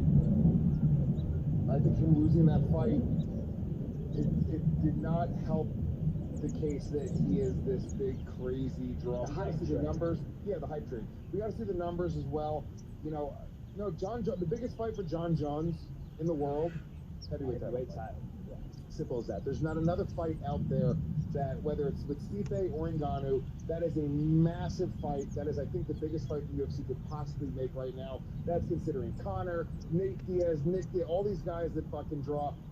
John Jones for the heavyweight title of the world. That's the absolute biggest fight you could make. It turns the heavyweight division into the premier elite division that it should be. I think Izzy, we said this in the last show, so we don't want to go around in a circle, but he's got some more work to do now. He's got some more work, and he has to build that stock back up because he's coming off of a loss. It was in my opinion, a very clear-cut loss. I don't think that he did himself any favors with that fight. I don't think anybody believes that he's going to be super competitive against John Jones after that performance. And I think that's what's going to sell that fight. It's not so much that it's Izzy or John Jones. It's the air of invincibility that both of those guys have. Right? And now Izzy doesn't have that air of invincibility. We know a very clear-cut way that Israel Adesanya can be beat. And John Jones has the physical capabilities and style to do that and probably do it in more spectacular fashion than Blachowicz did. Yeah, and well said, Lewis, I might add. Very well said. And I agree with what you say. Listen, at the end of the day, Israel Adesanya is still a mega, still a huge star in the sport, and he's still middleweight champion of the world. So he's in a very, very good position, and for Eugene to say that fight isn't dead in the water, yeah, listen, I'm sure the nail isn't in the coffin, but it's going to be a long time before that is even a thought. Dana White, McMahon, and Sean Shelby, they sit around, I forget what they call it, the something room, and they have the whiteboard and they're writing out the fights and stuff like that. It's going to be a long time before they're sitting in that room and they're trying to pitch that fight. You know what I'm saying? Because there's a rebuilding process for Israel Adesanya. If he goes away and defends the belt for a number of occasions against all the killers, it's looking like the winner of Vittori versus Darren Till. They certainly want Darren Till. That'd be a great fight. But yeah, if he beats him and then beats the next guy and the next guy, and it's like, well, listen, I've beaten everybody here, right? But maybe he might get another shot at the light heavyweight belt again. But maybe Blachowicz isn't the champ then. Maybe it's somebody else, or maybe he is and they do a rematch. But still, Izzy is still a big star. He's still incredible. He's still fantastic. But that ship has sailed for now because John Jones is still undefeated. And if he goes up and becomes the heavyweight champion, it's going to be a bit of a stretch to say the middleweight taking on the heavyweight champ. You don't necessarily jump two divisions, you know. It'd be fun. I'd like to see it. It would be fun, you know. But of course, Eugene's going to say that. 1 second. Eugene will say that because he's his coach. You want to keep these possibilities alive. You know, a coach, your head coach, is almost like one step away from your manager, and they will talk to your manager, and they'll agree things together. The manager and the coach is all part of the team. You know, so he's not going to go out there. Any fucking coach in the world isn't going to go out there and put out narratives that end future opportunities. That's a big fight. That's a big money earner for everybody, for Jones, for the company, certainly for Izzy. You know, so you're not gonna put that to bed. You're not gonna extinguish that flame. You're gonna try and keep it alive. And it's also so much self-fulfilling, right? So, you know, you have to yap. You know, as the fighters have to talk about who they want to fight. They have to sort of put that narrative out in the air and create fan interest themselves. We watched it happen with you versus George St. Pierre, right? Where it was sort of iffy if the UFC was going to make that happen. And you and George behind the scenes said, no, let's fucking make this fight happen. Let's hype this up ourselves because that's what you have to do sometimes. So Izzy's team, the narrative they need to put out is, yeah, Izzy's still one of the absolute best in the world. He's still one of the biggest draws in the world, and he's going to fight and beat John Jones. I get it completely from his team's perspective. Just from more of a realistic perspective, I don't see how they make that fight happen anytime soon. The only way I see them making it happen is Izzy goes out, you said it before, clears out 185 in a very decisive way, moves up, challenges, and wins that 205-pound title. If he wins that 205-pound title, then the John Jones fight is right there. That conversation, whether John Jones wins a heavyweight title or not, that the conversation's there, and that's a huge massive fight. But there's a bunch of roadblocks in the way in order to get there. No, you're absolutely right. And the thing was, this is what would have made the John Jones fight. If Izzy had beaten Jan, right, he was then the light heavyweight champion, obviously, that goes without saying. But then you could say to John, hey, motherfucker, look, I've got your belt. You know the division that you ran away and you went to heavyweight? I now have that belt. I've got the 185 belt. So come on, big boy. Why don't you come try and get your belt back? But unfortunately, it didn't go his way. So that scenario isn't available anymore. Israel Adesanya, you know, he's still got a tremendous career. He's still an incredibly talented fighter. Still got a lot of big future matchups. But right now, and he said it himself. Israel said it himself. You know, he's going to focus on 185. Still got a lot of work to do there. You know, go back and dominate that. And who knows what the future holds. But yeah, for now, who's Whittaker fighting next? He's fighting Paulo Costa. Right. Yeah. That's a big fight. Yeah, and if Whittaker wins, he gets a rematch, I think.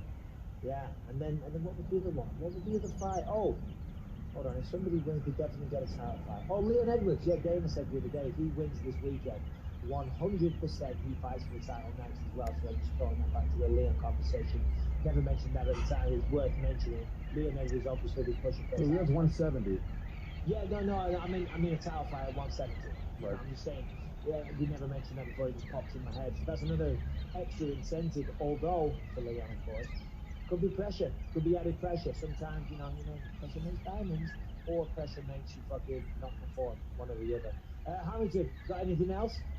Well, yeah. Just to follow up with that for a second, my question was going to be for Bilal Muhammad. He came out and said, if this means a title fight, if this is a title eliminator for Leon Edwards, then I'm looking at it as a title eliminator for myself. He's saying with a win over Leon Edwards, he puts himself right there in that number one contender spot. Do you guys agree? Would a win over Leon Edwards be enough for Bilal Muhammad to be in title contention if he gets it done this weekend?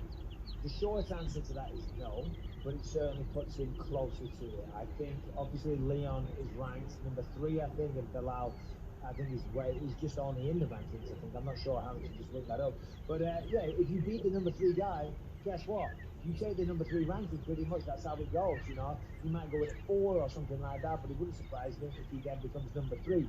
Only problem for Bilal there, and I understand why he would say that. I fully understand.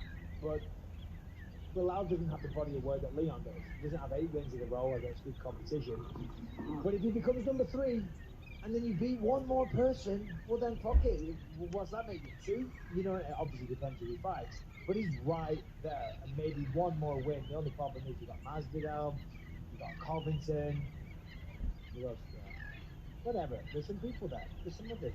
Well, I was ranked 13 right now. Yeah, I mean, yeah, he's not going to get a title shot off of the Leon Edwards win.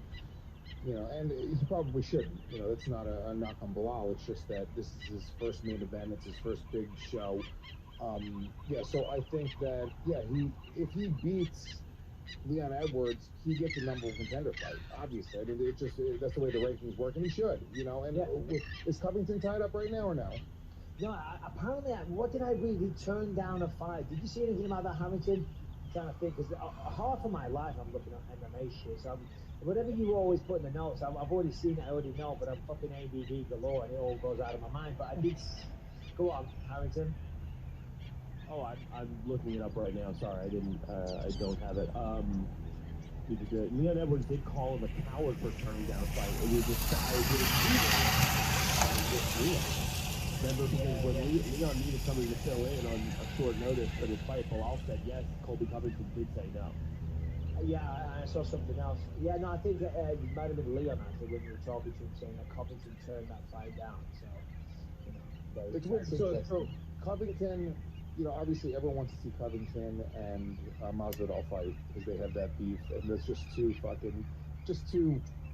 assholes. But they're not fighting. They're not fighting. I know. Masvidal is going to fight for the title, if I'm not mistaken, right? Yeah. So that sort of leaves Covington without a dance partner. I think if Bilal wins this fight, honestly, even if I would like to see Leon Edwards versus Covington. I just want to see Covington get his ass kicked. Either way, he's just a fun guy to root against. But that seems to make the most sense. Covington is sort of the gatekeeper, the guy to sort of beat right now. And then, regardless what happens, I mean, the Covington and Masvidal fight is always sort of there to be made for a title, not for a title. Number one contender, not number one contender. That's just bad blood. So yeah, I mean, Bilal obviously needs to win. Does an insane amount for his own personal stock and his own hype if he wins this fight. And to be honest with you, I mean, Leon's just a guy so funny because he's got 8 wins in a row.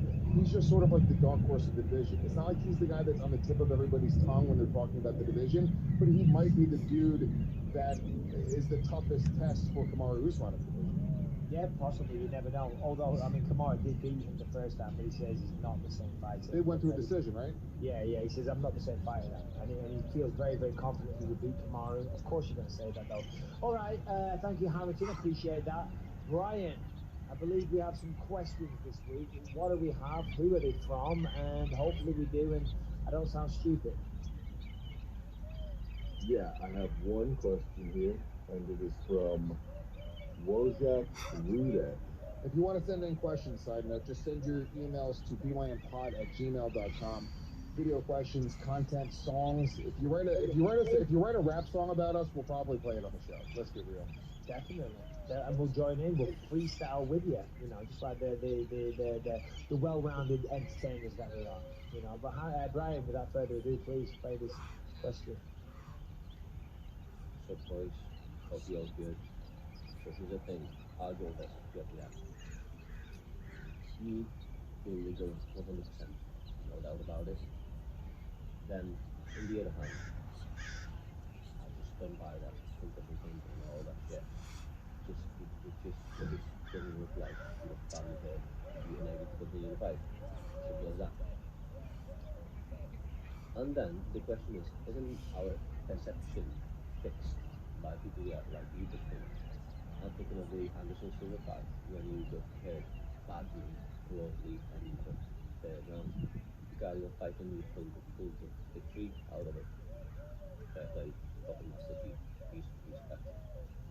And then, question is to you, Mikey. Hypothetically, what would you do if you were Sterling? Continue to fight him or take the easy victory? Hey, Brian, Lewis, Mike, fuck you, Harrington, keep it up. Take it easy, guys.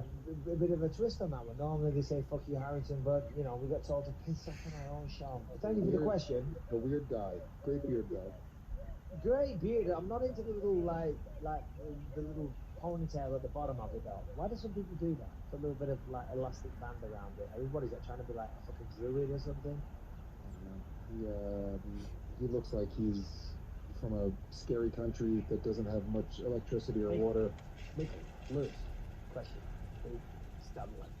Didn't really bathe. Yeah, the meat of the fish. Didn't really like it. What would you have done? like, talk about the Anderson Silva fight. So, like, respect, by the way, great performance. You got back to your feet, but what would you do? Was he Scottish? I think he sounded a bit Scottish. Anyway, yeah, we don't want to talk shit about Aljamain. It is what it is. Listen, I appreciate the question. What was the question? The question is essentially, what would you do? You took that knee. You have an opportunity now.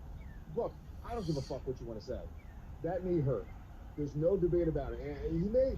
I cannot tell you. I was not in Aljamain's head. I can't tell you if he was acting and overdoing it or whatever it was. The reality, the only thing I'll say, benefit of the doubt here, to what this guy's saying, or to lend credence to what he's saying, if the fight had happened like that, and Aljamain took a knee like that, and it was a legal knee, I don't think Aljamain would have rolled around on the floor and like the. You got no choice. You got no choice because while you're rolling around on the floor, they're going to dive on you with their fucking elbow. Yeah.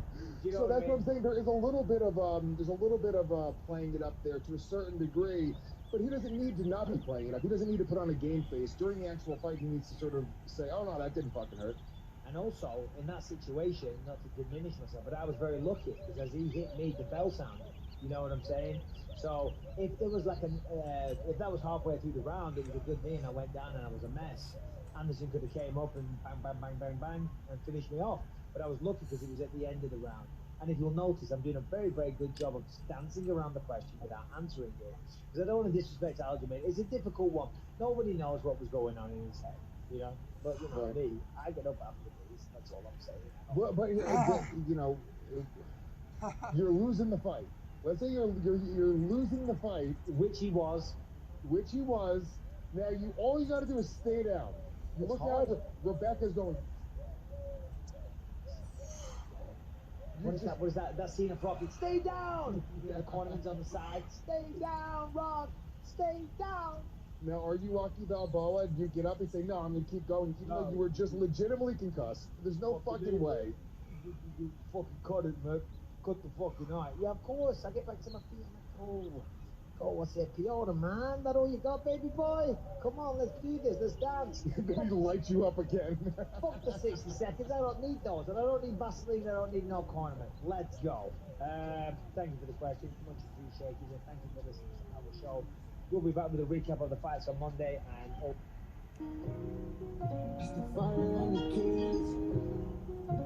T-Fat-K, put a Z on the end, Brendan Malik and Chappelle, everybody going in, wake up early in the morning, press play and let's get it in, cause we rocking with the fighter and he rolling with the kids, fighter and the kids, fighter and the kids, fighter and the kids. You know, Arab owns 7-Eleven.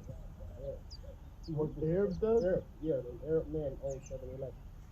And it's like a like an Indian? Yeah, Indian. No, Indian is Asian. Yeah, Indian is Asian. An Arab guy owns 7-Eleven. Yeah, I'm confused. So is he from the Middle East, or is he Indian, or is he Asian? He came over, he's Arab. He came over from Middle East, and he worked himself to the top. And you know, they save their money, and then he bought. What do you mean they save their money? What do you mean? You act like all people from the Middle East are good with money? Well, they don't go out. You ever been to Dubai? No, you see so because the way you started it was so weird. Like I don't, you know how you hear something, you're like, I don't even participate. That's where I was at. And I was trying to clean it up. He said Indian, and then he said Asian, then he said Arab, and then he said Dubai, all kinds of shit. All kind of racist shit came out all at once. It's like my stepdad from West Virginia. Try not to be racist. Yeah, try not to be racist. You know, they have the towel. Yeah. You know, their hair is always dry. You know, they smell different. They're in the sand. You know what I mean? You can smell. You can smell what they eat. Yeah. You've seen a lot, right? Yeah. But, you know, the lamp. The lamp.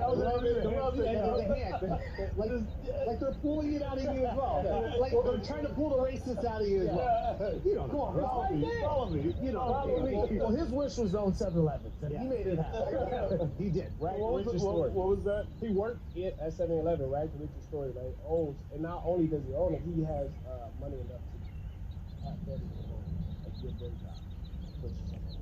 Okay, all right. I know what you're trying to say. Go ahead, break it down. Please. He worked at 7-Eleven. Started off at 7-Eleven. And then he eventually worked his way up to build enough capital to buy and own it. Yeah. So he owns all the 7-Eleven, the brand, or he just has a franchise of it? So he owns the whole 7-Eleven. Because I could open a 7-Eleven right now. Yeah, anyone can open a 7-Eleven. I could open a Starbucks, McDonald's, Yeah, the you do all that. franchise. Yeah. So is he Mr.? Can we look this up, Chin? Is he Mr. 7-Eleven? This is the guy. He's the guy. Yeah, because you was talking about 11. you was talking about coffee beans. Yeah. The Filipinos own it, so it's like a rag. I love. Not the Filipinos. Yeah. You make it sound like the country invested. We'll take coffee. This is for the people.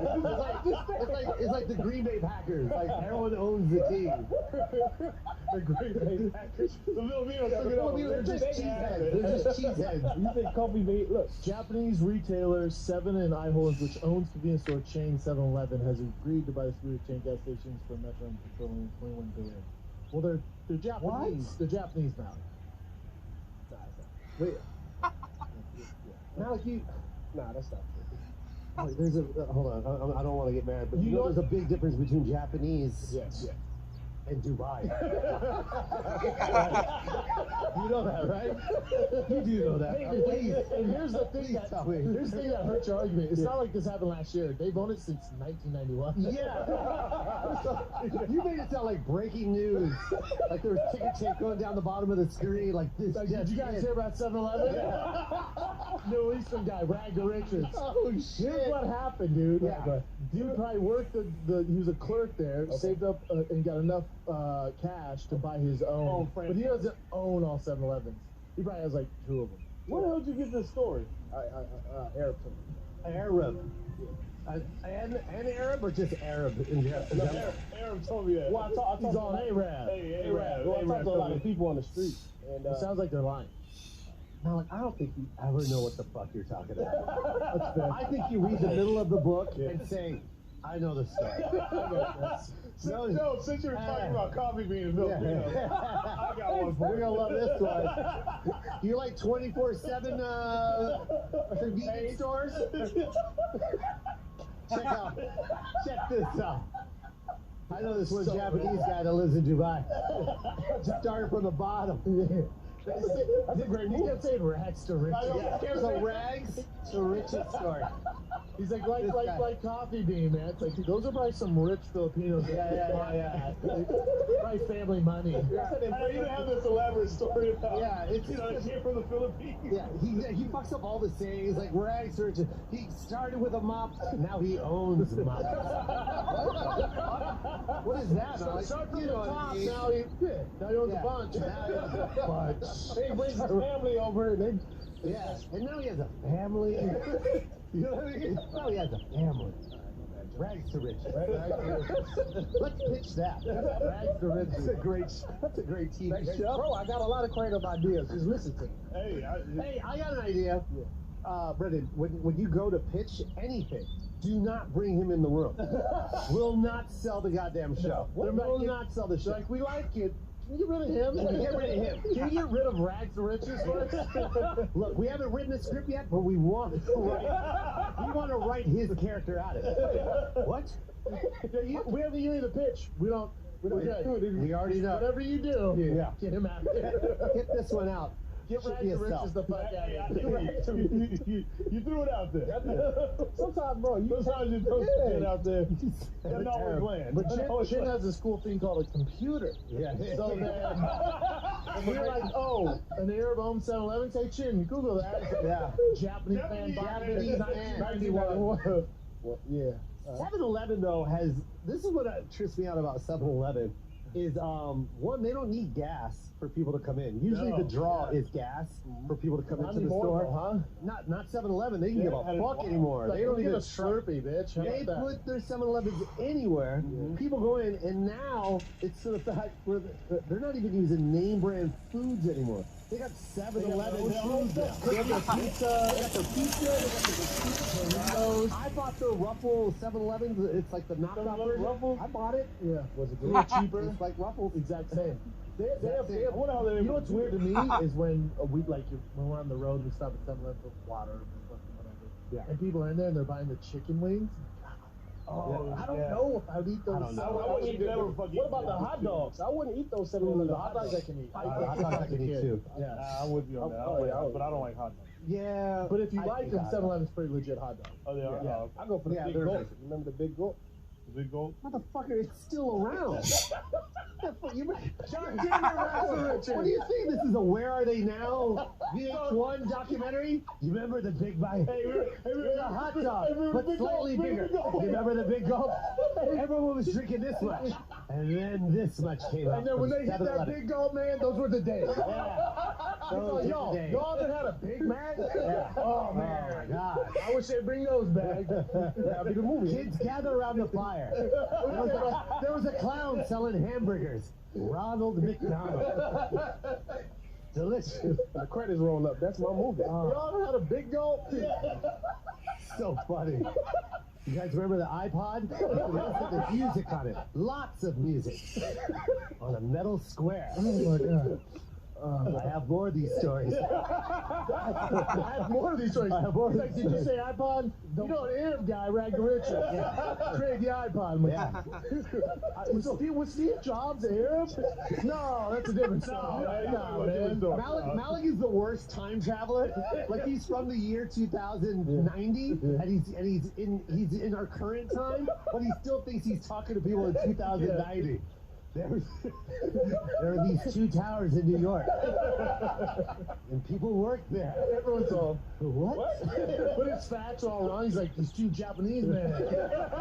Ragnar Richards. They flew the planes into the fucking building. That was their first day, and they didn't go too great. Oh, Buildings, you're the great, one thing man. you guys should know, the buildings are empty. How about that? Malik, you're great. Oh, Malik, You're a joy. I love you, John. I had Malik actually walk me in with an umbrella. Oh my God. Oh, remember when Diddy used to have that guy? That I was his father. When he was dressed up, Oh, he was the dressed up for the nine. night. Yeah. And then he looked like, damn. Yeah, But he was a real good dancer. Oh, he was a great dancer. But when he was his straight up personal assistant, right? And then he like branched off on his own. Yeah. With, like his own like boat TV show. He was the host of Jesus Gym. Oh, that's right. Yeah. He was great. Man. Yeah. I want one of Smooth those. dude. I want one of those. Yeah. Good, felt good. It felt good for a second. Yeah. He walked up. Enough, get one. It's your Richard story, Yeah, though. He's like, I'm glad you brought this up. Imagine Malik walking around with an umbrella over my head going, hey, you remember when Coca-Cola used to be a soda? And that's it. And then that's it. That's all you just leaves You you just with have to them. put up with that all the time. Yeah, all day. Well, no, you remember when they had this PA station? You remember AMC theaters? Ooh, they had this thing called popcorn. Continue. Continue, Mr. Coy. Do tell. I love Joe, bro. I want a Bentley. What is it? Bentley Farnsworth. Yeah, Farnsworth Bentley. I love You that. remember how big Diddy was back in the day when he was all up on MTV? Yes. Remember Making the Band was great. Oh, I love it. My favorite episode is when he said, "Go walk to Cheesecake." Oh, Or walk to New York. to get cheesecake. Or walk to Brooklyn or something like that. Brooklyn. To get a certain kind of cheesecake. Cheesecake. And he goes, And walk they back. close at midnight, so you better hurry the fuck up. Yeah, and they're walk. all, "But this is fucked up. Yeah. It's fucked up." And he was secretly recording them. He's like, "It's fucked up. All I'm doing is actually giving you a slice of cheesecake, and I give you a contract." Yeah. Remember that? Oh, I loved it. He was ass. He was. No, he wasn't. No, cheesecake. It was pretty fun. All right. Well, let me break down Diddy because I'm a huge Diddy fan. Okay, go ahead. So the kid, when he was a kid, he was going to college, and he met Heavy D. Okay. Heavy D was performing, they bring entertainment to the colleges. He met Heavy D, sold him on some bullshit, you know what I mean? Whatever it was that he said, I can do this, I can do that for you.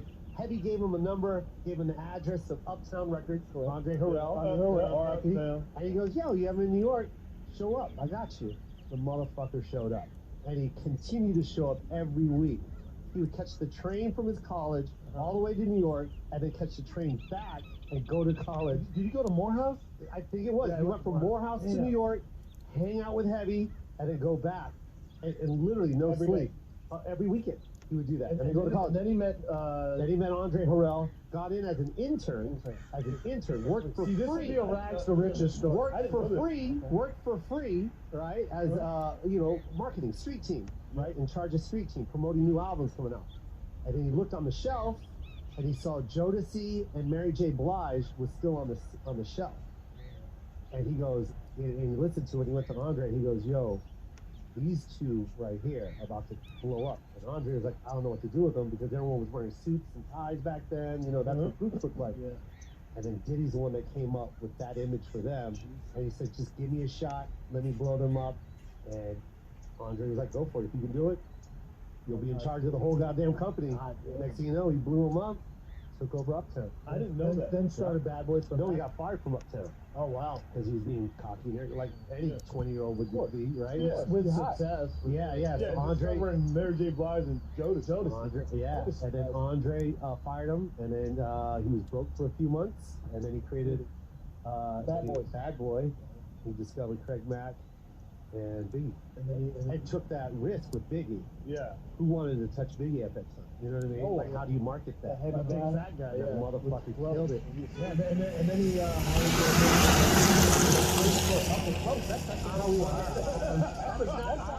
I hate that I did that. And he gave the murder weapon to J-Lo. But I didn't want to say that. I didn't want to fucking say that part. Let's stick to the rags to riches story. Hey, remember when him and J-Lo were dating, and I guess J-Lo was like, "Oh, this is cool. Like, Diddy's dope." And then they get in the limo, and he's like, "Hey, here's the gun." She's like, "What the fuck?" Yeah. Hold on, I just wanted Hennessy. Yeah. She's like, What was this? Someone got shot at the club? Yeah, there was just a look, first of all, we don't have any proof or evidence of this. Yeah, so all of this we is don't wanna, alleged. Yeah, it's allegedly. Can't. It's kind of from the street. It's street talk, kind of. But also, J-Lo's like, "Yeah, Did she say that? pretty sure." Nope, can't say that either, man. That's enough to get sued by, man. Hey, pretty sure she said, Diddy shot everybody. We'll be right back after these. Yeah, I don't want her coming after me. He did get arrested on weapon charges. Yeah, he did. But I mean, fuck, man. Shine went to prison. What I'm saying is, what I'm saying is, walk to get that fucking cheesecake. Yeah, long story short, do whatever it takes. Do whatever the fuck it takes. Walk to get that fucking cheesecake. But you're working with Diddy. Who won that? You know what I'm saying? Like, I don't remember. It doesn't. Hey, man. No one won that season. You know who won it? The fans. Yeah. Because it was a complete shit show. Because there's no talent. There's no talent. We all won. Hey, guess what? All of those guys are making cheesecake. They're not walking to get cheesecake. They work at the Cheesecake Factory. Hey, my name's Choppa. How can I help you? Anyone want waters? Now. You want bread? You can bring extra bread. That's exactly what they're doing. Get the fuck out of here. Yeah, Diddy's a boss, man. Boss. Remember it now, it's whatever. I think he sold it. Remember the Sean John, the whole clothing? Yeah, man. Brilliant. He blew that up. The velour jumpsuit. I had velour. He had the raised embroidered stitching on the chest. Remember that? Big for a while. That was huge. He sold it. Everything. Before it got bad, he sold it. Pretty sure he did. What was a TV network called Revolt TV? And that was his. That's his. Did he sell that? No, he still owns it. He still owns it. He owns Ciroc, dope. doesn't he? Yeah, that's what put him over the top. That's Ciroc. That's what put him over the top. That's the big boy. That's the one that made him a I billionaire. used to drink this shit all the time too. Ciroc. Yeah, well, that's why he's a billionaire. Makes sense. You and a lot of other people. I know, right? What was your flavor? What was your flavor? Just a regular. Ooh, I would Yes. love peach too. Really? Just regular. The blue bottle. You're not a big drinker, huh? No, my feet swell now. Oh, you old? My feet swell. Not Really? good. Yeah. From alcohol? Fucking A. It sucks. I'll drink, you know, I love Jameson. On the rocks. Ooh. And then my feet really love Jameson. They like it holds on to it. It goes straight to my feet. You get like fat feet after? Yeah, it's just I get that on planes. I have to take my shoes off. yeah, man. Yeah, that's what. Hey, bro. Hey, it's funny, huh? No. Funny? Huh? How would you want to get cheesecake? I gotta go. Yeah, you better go. I would. Bring it. Hi, guys. My name is Mal. You guys want some extra bread? Extra bread? Oh my god, you're funny. Joe, Yes. thank you for letting me open for you, man. Oh, dude. Man, Your show be lit, boy. Yeah, man. It was You ever fun. see anything like it? What I told him when Yeah, you you called me to told me. connect you guys, I said, take notes from Joe. I did when I opened for you. I'm like, take notes, man. Oh. Because it's a different game than, our typical crew that obviously broke up now, but the typical crew, we're all kind of similar. But when I went through yours and you see the merch and the performance and the DJ and just just the good vibes in the back, and like how your sister's there, and it's just like this well-oiled machine, and like it's such like a spectacle. Yeah, you were it's like you're like the only person I've seen come close to it would be Kevin Hart. Oh, Like thank you. there's that similar vibe. Thank you. And you got to get to a certain level to do that, you know? I'm not saying that like flappers fucking get a DJ, and, you know. I know, right? So I'm just saying like show some flappers. Hey, what's up, Lacey, baby? Buzzy's Cafe. Get the cheesecake in the bag. That would be back there. He waves. He's grounded, baby. I'm up next, bitches. Trying to get Wait, waiting my turn. No, but yeah, what I tell you, it's a different vibe. It's a dope vibe. And it's crazy. It's very interesting because, like, you know, I know, like, yeah, you do a lot of arenas, so it was like, you know, to see you back in a club environment, you know, people just get like.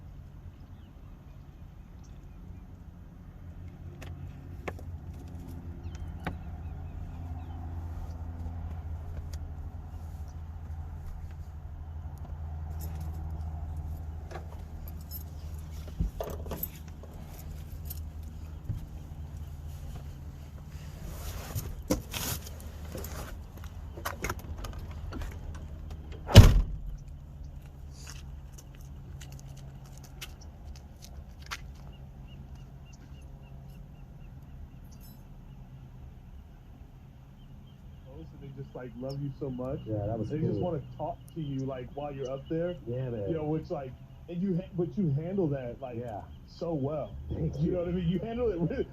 Dude, like you're in San Marcos with me, which is a venue that's never had Tommy before, so they're a little rowdy. Yeah. And man, I was like, man, I've never had it where it's like a bunch of people being chatty. One or two, I can light them up. I like the road, so that's fun.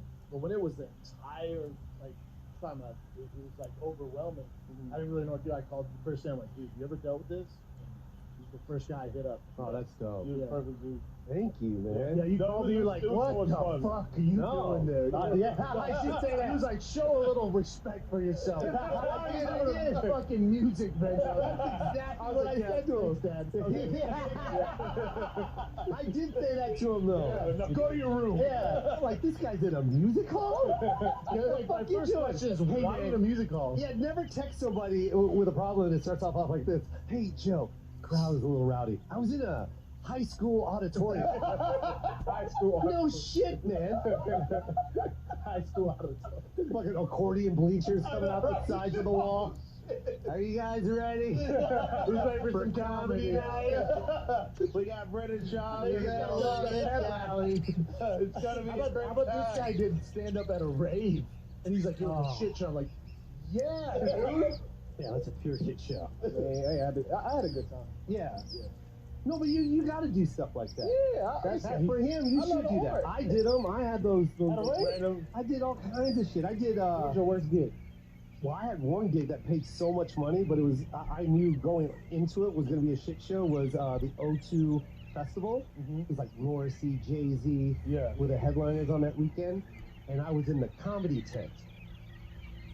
You know what the fuck that is? No, don't. That's a tent in the middle of the festival where people go to sleep. Oh no. Because the show's going on so long, so they just want to lay down. Just want to relax. So there's this big tent in the middle of the While you're festival, doing your act. and I have to go up and tell, and you're hearing everything because it's just a tent. Yeah. And literally, people are just sleeping on the ground, and I got to go up and do 30. Was this in London? And at the end of my set, I went like this.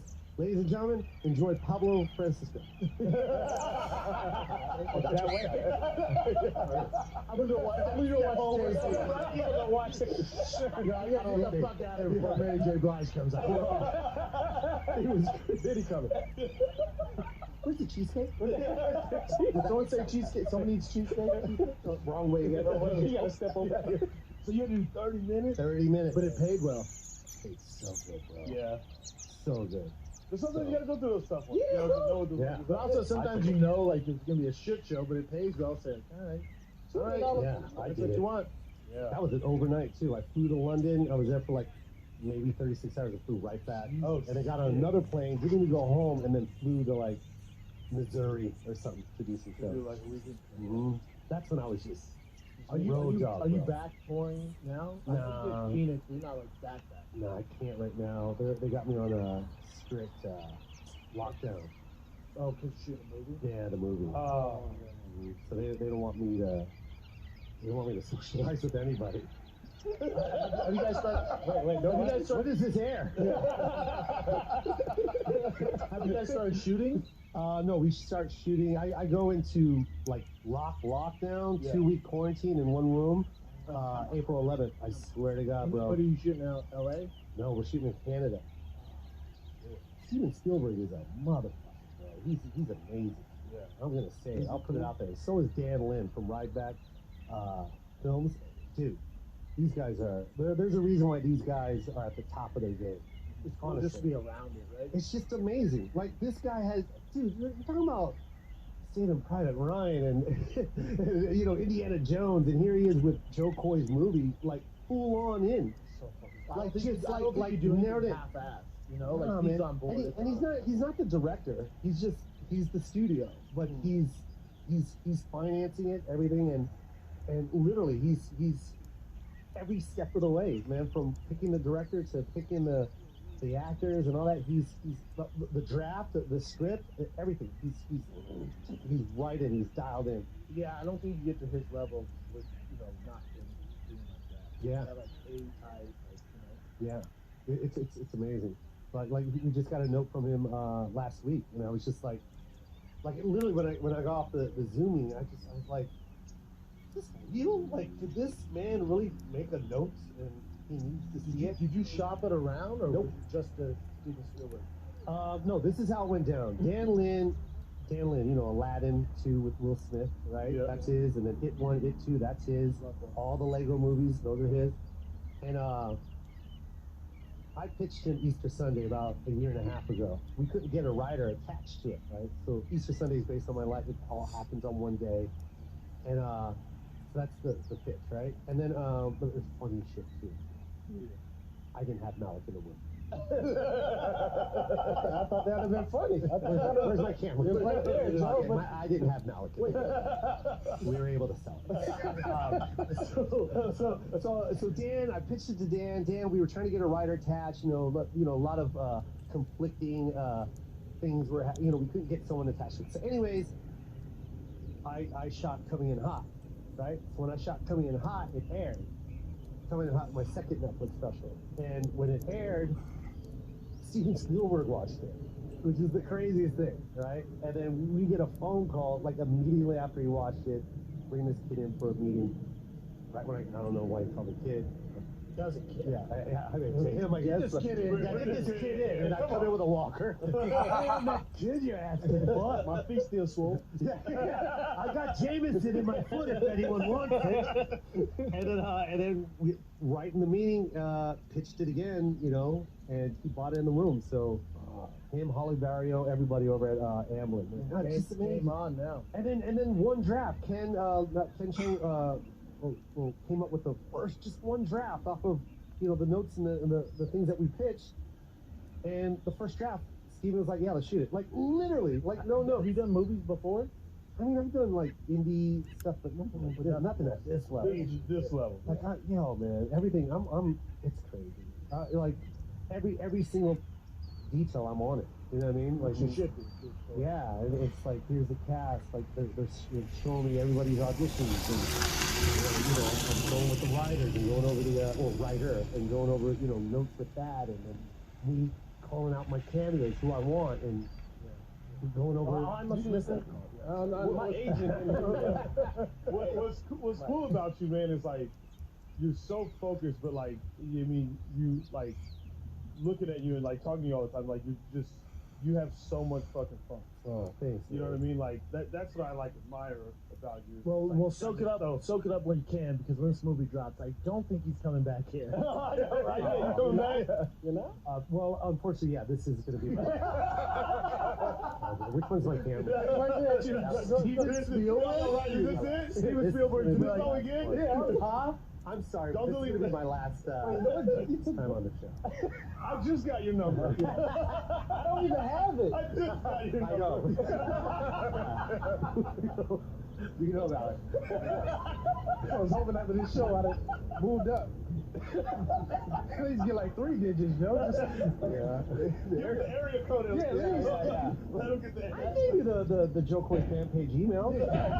I did. You know it's Cameo. Yeah. She didn't reply back to me. It was, hey. She didn't reply back. My sister goes, who's smiling? Who's smiling? And I went like this, who's smiling? Who's smiling? And he keeps talking about rags to riches. Rags to riches?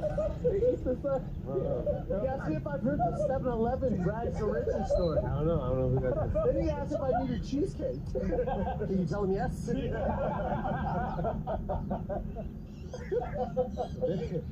Man, that's funny. You do dope. Nah, man, it's cool to watch. Yeah, Thank it's very you. cool to watch. So you'll shoot this movie and Yeah. then you go on tour, you think? This episode of Fighter and the Kids with Joe Coy, my Filipino brother. This whatever problem you're dealing with. That's what I want to do. Because Like, the movie's gonna for you because you are your greatest asset, right? So if you could use a little help, man, maybe get more clarity in your life. I'm telling you, this is a great thing. This podcast, Fighter and the Kids, is sponsored by BetterHelp. And you guys get 10% off your first month at betterhelp.com/fighter. That's better, HELP.com/fighter. You do dope. Nah, man, it's cool to watch. Yeah, it's Thank very you. cool to watch. So you'll shoot this movie and Yeah. then you go on tour, you think? yeah, that's what I want to do. Because Like, the movie's going to shoot how long? 2 months? it's going to be 2 months, yeah. 2 months, Vancouver? Vancouver. Yeah, Jay's my director, man. I'm so excited. I can never say his last name. You want to look it up? Super Troopers. He's done. He's Broken Lizard. Indian. The Indian guy. He owns 7-Elevens. Right, so Richard, that's what you said. No, that's what you said. No, that's exactly what you said. He's right there in the middle. There he is. Yeah, see, I can never say his last name. I got it. That's fucking dope. Say his name. I could never say it. I just call him Jay. Yeah, Chandra Genius, though. But that whole crew's genius, by the way. Broken Lizard is amazing. They're great. Talk about rags to riches. Those guys, they all lived in the same frat house together. They went to college together. They became a comedy troupe on their own.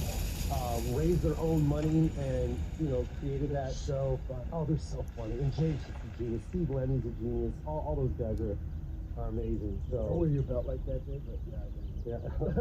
That's all, man. That's like MCU. 05. That's like 05. yeah, whatever. Hey, let him do it. He's drunk. You know what I mean? He's allowed to do He's the guy. In Super Troopers, where he starts prostituting. Yeah. Like, what the fuck are you doing? He's like, hey boys. He's like 40 for me to touch it, 60 to see me touch it. And he's like 80 for a ZJ. You go, what's a ZJ does? If you got an ash, can't afford it. I like when they're both locked into the back of the truck. Remember when they got locked in? They've been there for hours. Yeah. And then Jay opens it up and he goes, "It smells like sex in here." He's so funny, man. Have you seen it? Never seen it. Oh, I've it's so seen it. funny, man. Yeah, it is a classic. Yeah, I didn't see part 2 though. I didn't either. I love it. Love Did everything. you see Coming to America too? Yes, I did. How was it? I heard awful. It's Okay, let's not do that. Let's not. Oh, I say it. Well, no, that's why he's my hero, man. Eddie's my hero. Eddie's everybody's hero, but yeah, I'm sure he killed it. I haven't seen it. Coming to America for me, the first one's cool. It's not like you didn't like it? No, it's good. But I think It's Life great. is I thought it better. was great. It's great. Oh, Life is People love- amazing. I think Oh, Life is yeah, better. Yeah. But it's tough to do a sequel in 2021. Well, years it's later. also tough to do a sequel when you're touching something as great as Coming That's to what I'm America. saying. Like some things don't need a sequel. Yeah. Like I'm Things don't good. need it. Yeah, that, But like on Breakfast Club, I think it was yesterday. I listened to them every morning. Charlemagne was like, "Man, we got early release on it." He's like, "I don't want to say anything." He's like, "It felt good because I looked seeing like Arsenio Hall and the whole team back together." He's like, "But it's just a bad movie." he did. He was like, "They wrote they wrote it to be funny, but they should have just wrote a good story. Yeah. Not a good story." So then they had fans like calling in, like, "What's your opinion on of the new Coming to America?" And out of whatever 50 callers, not one was like, "Oh, it's fantastic." All of them like, "Yeah, it was too cheesy." Yeah. It felt rushed. It was awful. Well, I think what happened was they used the same formula from the first movie. Does that make sense? Yeah. So it's pretty much kind of like Dumb and Dumber. Oh, yeah. So when Dumb and Dumber came out, they were using all of the same it was things like we that already made the saw first that. one so amazing. But the time that the first one came out, it was it was. But that that still was the holds thing. up. Like that still holds up. Like Dumb and Dumber definitely holds. No, up. Dumb and Dumber does. Dumb and I'm Dumber talking about Dumb and Dumber I know 2. the new ones. It's like, but when they wrote Dumb and Dumber, it's like it's a good story. Yeah. And those guys are so funny. You're gonna find the funny in there. Yeah. But now like Dumb and Dumber and then Come to America, it's like they were like, oh, let's write funny instead of let's write a good story for everybody to follow. And they had a formula. Yeah. And they were just replacing dialogue within the formula. Yeah. Does that make sense? I'm still gonna watch it. Oh, you should. Yeah. You know, it's the most streamed movie of 2021 on any streaming platform. Well, Over that Jamie Foxx one? Soul? Oh, damn. Well, I mean, you gotta think, man. How many generations is Eddie Murphy? I mean, Everyone fucks with it. Everyone. Did you hear him? Do you listen to Mark Maron at all? Do you know Mark? Oh, I love Mark Maron. Yeah, so he was on Mark Maron's podcast, literally my favorite podcast. He had Eddie on there, and it was great. Yeah, came out like last week. And Eddie and him talked for an hour. And he was talking about doing stand-up. He's like, I haven't done stand-up forever since my career started. He's like, Since Raw. Since Raw. And then he was like, I had all this time off. And one of the reasons I came back, he's like, because I was making shitty movie after shitty movie, and I was getting these Razzie Awards. And he's like, and people forgot, like, maybe they forgot I wasn't funny. So I was going to do stand-up to show these motherfuckers, like, oh no, I'm still funny, man. He's like, I also took a break from movies because I was just making bad movies. Yeah. He's like, they just weren't bad. They just weren't good. So I was going to come back and make good movies. Yeah. Come to America, he might hide again. Yeah, but Dolomite was amazing. Oh, yeah. But Dolomite was people amazing. hate on, like, I think all the Nutty Professors are fucking great. Like, Brilliant. all of them are great. All of them were great. That's the one Nutty Professor that he wished, like, he thought he was going to win, like, Awards? Yeah, awards for that because of him playing all those characters, doing the whole dinner table The thing family, everything. and Yeah, all he that. should have. He should have won an he should've. Oscar. And he goes, that's the one he was like, yeah, They killed him. yeah, Yeah, that should have killed him. 'Cause Yeah. he stole acting. yeah. Like there's never going to be an seen acting the performance like that ever again. People try to do it when they play all those characters. Yeah, and he's it's so good. he stole that performance. Like, there's no way that can ever be duplicated or topped. I don't know if you knew this, but so they didn't want him to do all those characters. Really? So he had to audition. He goes, let me do it. He goes, what if I audition as the character? Wow. He'll come. He was like, I'll come in as each character. Who's gonna be better than and I'll audition all the characters. And he did it, and they were like, yeah. You should hear him on American talking about how he came up with stand-up. 16. Yeah, I know his whole backstory. He was on the road, like, with real, like, fat New York comics. Yep. And Mark's like, damn, at 16, he's like, yeah, man. And then he's like, it happened fast for me. And then he's like, but that's all I know. So at the time, I just expected it to happen fast. And he said, then someone called him, someone who owned, like, an improv or something. Hey, you know, Saturday Night Live is for a black guy. You should audition. So you fuck up a little bit. Gets it.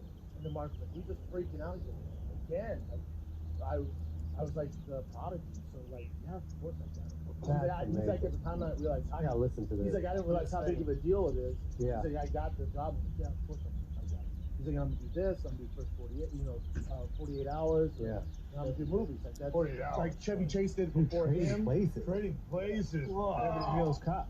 Beverly Hills Cop. Yeah, I told you guys I went to Raw in person. You told right? me that. Yeah, I actually asked you about it when I was on Phoenix, but yeah, so Was it dope. amazing? Did you hear like Kevin Hart said? I guess Eddie throws a party at his house like once a month. Mhm. Pre-COVID, like once a week, Uh-huh. and it'd be the funniest people that we know of in comedy. Like Kevin Hart was there. Everyone Yeah. was there in the comedy scene, and they said they would beg Eddie to do stand-up because he's dominant. Like they said, he's the funniest guy in the room. Of course. And Kevin's like, dude, you gotta come back and do stand-up. Yeah. And he started to do it. He had all his whole, he's like, I probably have 2 hours of material. Yeah. And he's like, but it's all notes. He's like, I haven't been able to work it out because he's like, I was gonna go to the clubs and do it the right way. But COVID came to now, this is. You know what's crazy is I would love to just tell Eddie that you don't even need to work on it. Because when he sits, you ever watch him on a panel? Come on, yep. When he just tells a story at the panel, like that he says sitting down is you got him on stage. Dude, I listen to him on there because he's just going from the hip, and it's an old school story. It's such a beast. Like Yeah. I forget who the famous guy was. He's saying our thing was to like joke with each other, like, oh, I bet you won't do this. So he says he's backstage at Madison Square Garden with this guy. I forget that name, famous guy. We're backstage at a Diana Ross concert. And he goes, Eddie says to his friend, goes, I bet you won't grab Diana Ross's ass. And he's like, why?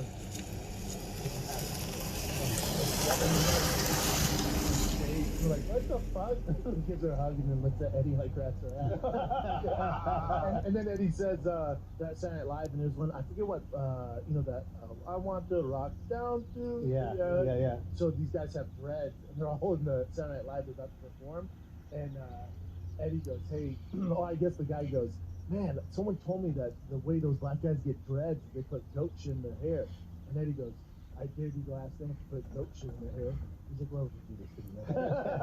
So he walks into the room and he says he starts off small. He's like, man, you guys got cool hair. No, thank you. And he's like, yeah, it must be really difficult to get there. And they're like, yeah, it takes some time. He's like, yeah.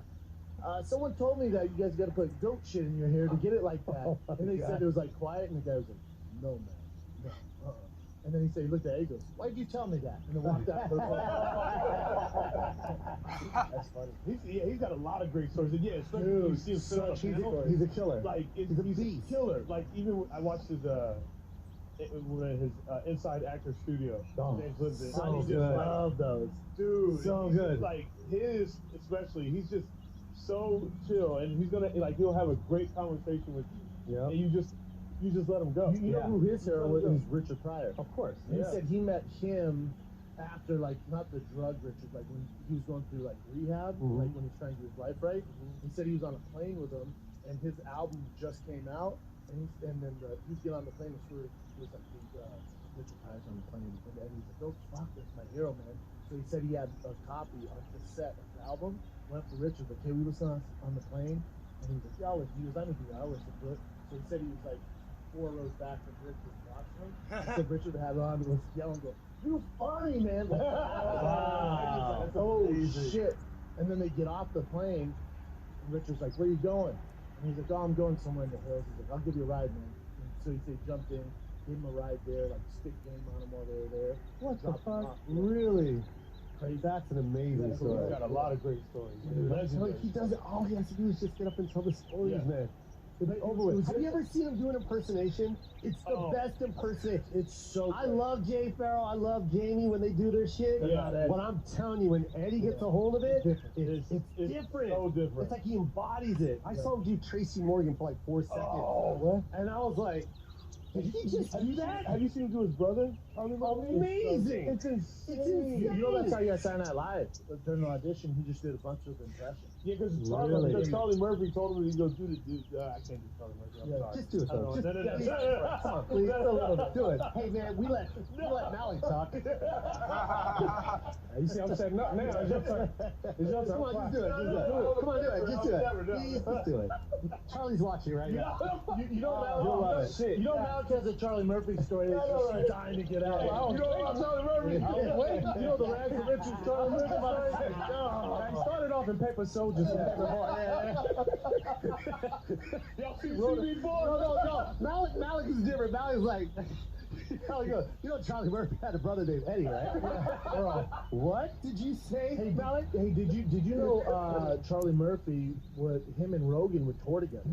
They put them together, and Charlie just started doing stand-up. Everyone thinks Charlie's like a stand-up. He's not. Yeah, he I started know. really late, and he got famous off the Chappelle show because he tells stories. So they're like, man, you need to take these stories and do a stand-up act. That's so They put him and Rogan together. But think about it, Rogan, especially even then, Rogan's been doing time for 20 years, and Rogan, the headline, the marquee would say Joe Rogan and Charlie Murphy. Yeah. Well, Charlie Murphy would sometimes close the show out. But Rogan's a monster, especially back then, monster.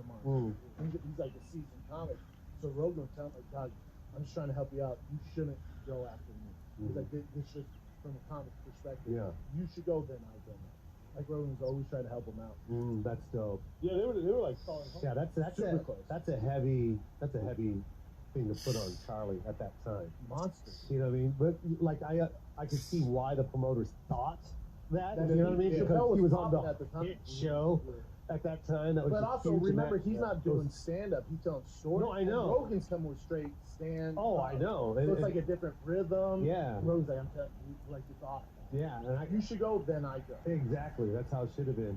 Those promoters have no idea. Yeah, and It's Rogan they was don't like, see it was an that. awkward conversation. He's like, I'm literally just trying to help you out. Yeah, I'm just trying to show you, man, that I'm about to set that stage on fire. And then you're going to go on, and you've been doing stand-up for 2 minutes. Yeah. Yeah. And then you're gonna burn. But that, sometimes that's a tough pill to swallow. You know what I mean? Like, you know that who you are at that time. You know what I mean? You deserve the spot. It's like sometimes you'll come across cats that are very humble and will bow down to that. That's why I'm so fortunate for Brian Down, because when I started stand-up, I had training wheels because Brian was on stage with me. I'd go out and do my own shit for 10 minutes, but then Brian would come out, and then I have Brian, who's been in comedy for 30 years, 60 years. And Brian would set me up for success. Yeah. You know, like I'd be like, what are we gonna do? And he's like, hey, remember? And he would just off the race. Yeah. Like Brian. Oh, so you would tag team on stage? Oh yeah. Oh, that's we great. come out together. That's and great. It's like a show. Oh, but that's Brian great. was so good at like making sure that I didn't fail. Yeah. He's like, oh, hey, remember that time we were doing this? I'm like, oh yeah. Yeah. He knows it's a funny story. That's the cool thing about watching Brian when I was coming up is like, because when I watched Brian, it was at the clubs. So, we were all working on our shit. I never went on the road with him. So one thing I noticed with him is when he tried new shit and it would bomb, he would stick with it and just let it commit and make it work. And if it didn't work, he didn't give a fuck. You know what I mean? He just goes to something else. Yeah. And that's a hard thing to learn when you're first coming up. When you start bombing right away on an idea, you panic. You freeze. Well, what do I do next? Yeah. And then you have to really learn how to sit and Be okay. Yeah. Be okay. Yeah, be man. uncomfortable. Well, Yeah. they were saying Richard Pryor, like one of the things Eddie was saying, is one of the things that made him so special is when he was on the heroin, all the drugs, he was so funny. But he's always been doing that in stand-up. So then when he got sober, Eddie said whenever Richard would perform at the comedy store, all the time, like him, Mooney, everyone would go down there to watch Richard. Yeah. But when he was sober, he was trying to figure it out. And then Mark Maron was the doorman. He's like, dude, I've seen Richard Pryor bomb for a long time. He's like, but he'd stay with it, he'd stick with it, stick with it, stick with it. And then eventually you'd see like 6 months go by, and then that bitch was like, fuck, this is going to be He said he did for months. Yeah. And when he did a flying fuck. That's it. I love that. I love hearing stories like that. Just so, I mean, Rogan's the Rogan's the exact same way. Yeah. We'll have a concept and you'll see him in the main room and then he closes out. We'll all go on before. We have our bits from the road that we know is a hit. We'll go on there with, he has all his notes, records it, he'll go out there. It might not work those first few weeks. You're like, God damn, dude, do, you're man. bombing That's out the there. hard thing. And he'll be like, excuse me? And then next thing you know, a few months go by and he's just fucking killing. I love it. That's That's your boy George. Mhm. What? That was his first That was time. his first time ever on stage. Yeah. Yeah. He's the YouTuber guy with Logan Paul? Yeah. Yeah. It was cool to, I offered that up to him. I don't like to tell people, you know what I mean? Because he's got a huge following. Yeah. So my whole thing with that is, and I've done it before for other people as well, but I'm like, if you're trying to get into this game, like, do it the do it the right way. Learn the craft, man. Don't let anyone know you're going up. Don't tell your fans you're going up. No. Yeah. Because the minute they start paying for tickets to come see you eat it, Yeah. they're never coming back. Yeah. So I told them that. I go, look, dude, my shows are already done. You don't have to worry about ticket sales. Just walk up. No one's got to know you're here. Don't announce that you're there. Yeah. And have an honest crowd in front of you. Yeah. That way because if you're going to do it in front of your fans, they're going to laugh at you saying hi. How much time did you get? Like, man, it started out with 5, and then it went to 9, and then it went to like 15. It was good. But he just appreciated it. Yeah. Which is like, some people like, I feel like when they get into it, they're like, yeah, you stand up comedy. But like, he really wanted to like be good at it. Yeah. You know what I mean? Yeah, he appreciated it. Yeah, he always ask questions. Yeah, always ask questions, all that. Like, I would fucking hope so. Yeah, like, Yeah. But a good, I mean, He better be that way. But that's a fucking fire. If you think about it, that's a rarity. I'm 100%, dude. If Yeah. you're not appreciative, like a lot of guys get in this game and he comments right away, and we're not the same. Yeah, we're not the same so level. much shit to work on. Yeah. A lot of people told me. I used to take guys on the road, right? I would get like 14 sold out shows at San Jose Improv, right? And having to open a full. Come with me, right? And it's a guy. I always take the same guy on the road, right? And then at the end of the week, a tweet would go out like, "Hey man, thank you all for coming out to see me." Like what? And it'd be a picture of him at the Improv. I'm like, no, motherfucker. No. You're thinking of the wrong name out. Yeah. Like All up in the videos. He's like 14 sold out. Yeah. 14, See man. you all next Hey, you year. guys, let's make it 15 next year. But even the fans are all. Is the flash on? Glad that you gotta wait. The flash on? Hold on, wait. You gotta wait for it. Next year, make it 15. Is the flash on? Am I seeing still? Your thumb's getting tired, bro. Awkward. Hey, be back next year. Yeah, but no, that was the thing about George, man. Yeah, he's cool. Have you gone on George stage Shanks. since? Huh? Has he been on? Oh yeah, he goes up, but like I keep telling him, don't tell people you're on that She show. announced it? No, he doesn't. He that's the thing. He listens. He does listen. I don't know the guy. Yeah, he's really nice guy, man. Yeah, this dude right here, man. He's fun to. Yeah, he's fun to watch. Goes up and does his How about thing. he's selling out his own shows now? Yeah, man. He sold out Kansas City Improv, sold out Austin, That's amazing. which we're going back there. Yeah. April That's dope. 22nd. Tickets will be on sale probably in the next few days for Volcon. Was it Volcon? Gas Company. I got 6 shows there. April 22nd to 24th. That's sick. Feels good. Go back to Phoenix, your hometown. Yeah. Let's go, bro. Let's go. That's him shouting that. Yeah. Alec will be at 7-Eleven. I'll be on the stage, but Now to be at the next rave. It was so funny. It was so funny because I kept texting Chappelle like, "Yo, you here?" He's like, "Yeah, I'm here. I'm in the hotel." I'm like, "Good." Right? Yeah. And I come off the elevator and I go down the hallway and I see Chappelle standing in the hallway with his suitcase talking to someone in the door. I'm like, he's already talking to people. Like how social is this fucking guy, right? Yeah. And then I get close to the door and it's Malik. Just a boxer shorts and his gold chain and his watch. Yeah, man, what time's the show start? I wanted to learn. I never. Boxer shorts, gold chain and his watch. I just got them I all. like how you call it his watch. He doesn't even give you the credit. What the hell? It's being his watch. Did you open up for somebody like that? Help guys out? My favorite beast to open for was Cedric. I always say this story. I always tell this story. I say it all the time. It was man, I think my son was a year old, so then that was 16 years ago.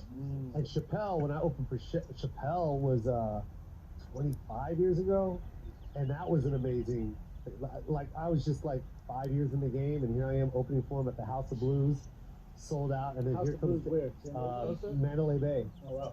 And here comes Dave walking in a suit, and I'm just sitting there. I still smell like dolphin shit, you know what I mean? Because I'm a tour guide. And he just sits down like, "Oh, dude, like, what's your name?" And he introduced myself. And then he goes, "Oh," because I used to open for these headliners, and they would get mad at certain bits I would do. And then I told him, I go, "Hey, I do like these kind of this bit and that bit." And I go, "A lot of headliners get mad." And he goes, "Really? They get mad?" I go, "Yeah." He goes, "They're not headliners." Ooh. Yeah. He'd be correct. That's 5 years in my career. Yeah. Hear that? Yeah. And I was just like, happy I was opening for people, and like every time a headliner was like, "Hey man, you might want to stop doing that bit and do that," start blah blah. blah. I'm like, and I would listen. I'm like, okay, yeah, my bad. Just whatever you want me to do. I was just happy to get on stage. Yeah. Then I told Dave, because I didn't want to fuck this opportunity up. Yeah. I just thought that's how headliners act, and then he was like, really? They're not headliners. That's hilarious. Yeah, headliners should be able to see whoever's in front of them, and then have another 4 or 5 hours to cover whatever it is that they talk about. Like if you cross, the same premise, I still got 2 more hours some other shit that they didn't talk about. That's a headliner. And I swear to God, that was always my mentality after that. I've always had that mentality with him. Like, I don't give a fuck what you do in front of me. And then Cedric is, I opened for him at the Pachanga. It's like a big, it's like down by, I don't know where it's at. Temecula. There's a huge, it's like 3,000 people. I tell this story all the time because it was like an awe moment. You know what I mean? Because this is when I was doing close it. Like my whole routine opening for people was just like 15 minutes of just applause breaks. I was just going for the judging. You know what I mean? And with the whole, like in my head, I'm like, there's no way anyone's following this shit. Like that was always my attitude, right?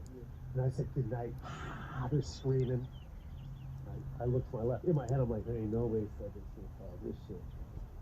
Chaga's gonna hire me up for this shit. Right? That's my bit. And I look to my left, and Cedric is just in this fucking outfit, bro. So same matching fedora with the jacket with the vest, the matching tie, matching the fucking ostrich. You know what I mean? And then he's bouncing like this. He's like, that's what I'm talking about, motherfucker. Make me work for that money, motherfucker. I'm talking about Joe Quinn. Smacks my hand, and then he goes, ladies and gentlemen, Cedric, the imitator. And I'm just standing on the side as he walks out. And literally, like, maybe a minute into his act, I'm like, these motherfuckers have already forgotten. They all forgot the dude that opened for Cedric. It was over, man. His intro was fucking, you know that. Yeah, come on. His intro was fire. And it never stopped. It never stopped. So I think that's always been my mentality when I have people open for me. I'm like, yo, kill it, bring it. Yeah, bring the fucking wave. Exactly what you said to me. Yep. Kill it. Go out there. And I was doing all new shit, all off the top of my head. I was like, yo, I'm gonna like freestyle this shit. Yeah, dude, he rolled out there every night. He had nothing. New shit. Nothing. Hour and a half, and I'm just like, damn. Professional. Yeah, man. I mean, it's one of the top 20 comics for a reason. It's dope. Well, I think it's weird too. Like we were just in Tampa. Chappelle didn't come, but Malik and I were in Tampa, and I have guys. My first friends I made in comedy outside LA are in Tampa, in Florida, Miami. Ricky Cruz and Luis. What's his last name? Luis. Yeah, thank you, man. Luis. We just all enjoy that. Luis Diaz. Luis Diaz. Luis He something. threw it And the brother was like, thank you, man. Thanks for the assist. Luis was all something. Is that with a G at the end? Check to them. Thank you so much, man. You're welcome. They open up for a lot of guys, and after the weekend, both of them were like, man, thanks for being so nice to us. And I'm like, who the fuck's that nice? Yeah, dude. There's some people we open up for, they wouldn't let us in the green room, and we can't even talk to them. What is that? We just hang outside of the green room. I'm like, who the fuck? They told me the guy's name. I'm not gonna say him, but we can't. Yeah, they're like, I can't. We can't have a conversation. And he was the one guy who was one of my heroes. And I was like, yeah. So I won't talk to him, but is it cool if I get a picture afterwards? And the man's like, no. He wants nothing to do with you. Like, just do your job and get out. It's like, what the fuck's wrong with you people? I don't understand that. I don't get it either. One of the greatest things is talking to other comics. No like, shit. Talking about the road and enjoying that moment. Yeah. All the laughter. You're not even in the moment. Yeah. You're not even in the moment if you're doing that. You're literally just doing it as if you're clocking in at a regular shitty job. Like you'll meet him in Miami. With Oh, okay, hell yeah. That's crazy. Isn't that weird? Yeah. I don't like hearing stories like that. Yeah. I've met a couple comics that were my heroes. I've heard stories like that, though, where they're just straight up like, even Joe let me in the green room. I didn't want to. Yeah, the Phoenix. No, I love you. The watch got you in, dog. The watch got you in. Let him know, baby. Let him know, baby. Right, yeah, remember, Rolly boy. It was also Black History Month, so. Had to. You're like, Any other month, I said go. CNN here? All right, hit it here. Hurry up. Hit it. Oh, I was right there. I got it. Are we live? I was in there. Okay, I got it there. I got there. I was in the back with Joe. Took pictures. I had my phone out. I'll be back here, dog. What's up, Joe, baby? Valley Post. We did it. 14 sold ourselves. Let's make it 15. Let's make it 15. We got merch. Thanks for having me, Joe. We got merch. We got merch. We got merch out there, baby. Oh my God. That's so funny. Thank you to our sponsors, 7-Eleven. We got these shirts, Rags and Riches. Rags and Riches, man. Cheesecake. We got all that. It's a brand, baby. It's a brand. Start out with the Jameson, Joe. You know what to do with your feet. He's got slogans. It's not a brand. It's a vibe. What the fuck did you just say, bro? It's not a brand. What the fuck did Malik just say? That's out of here.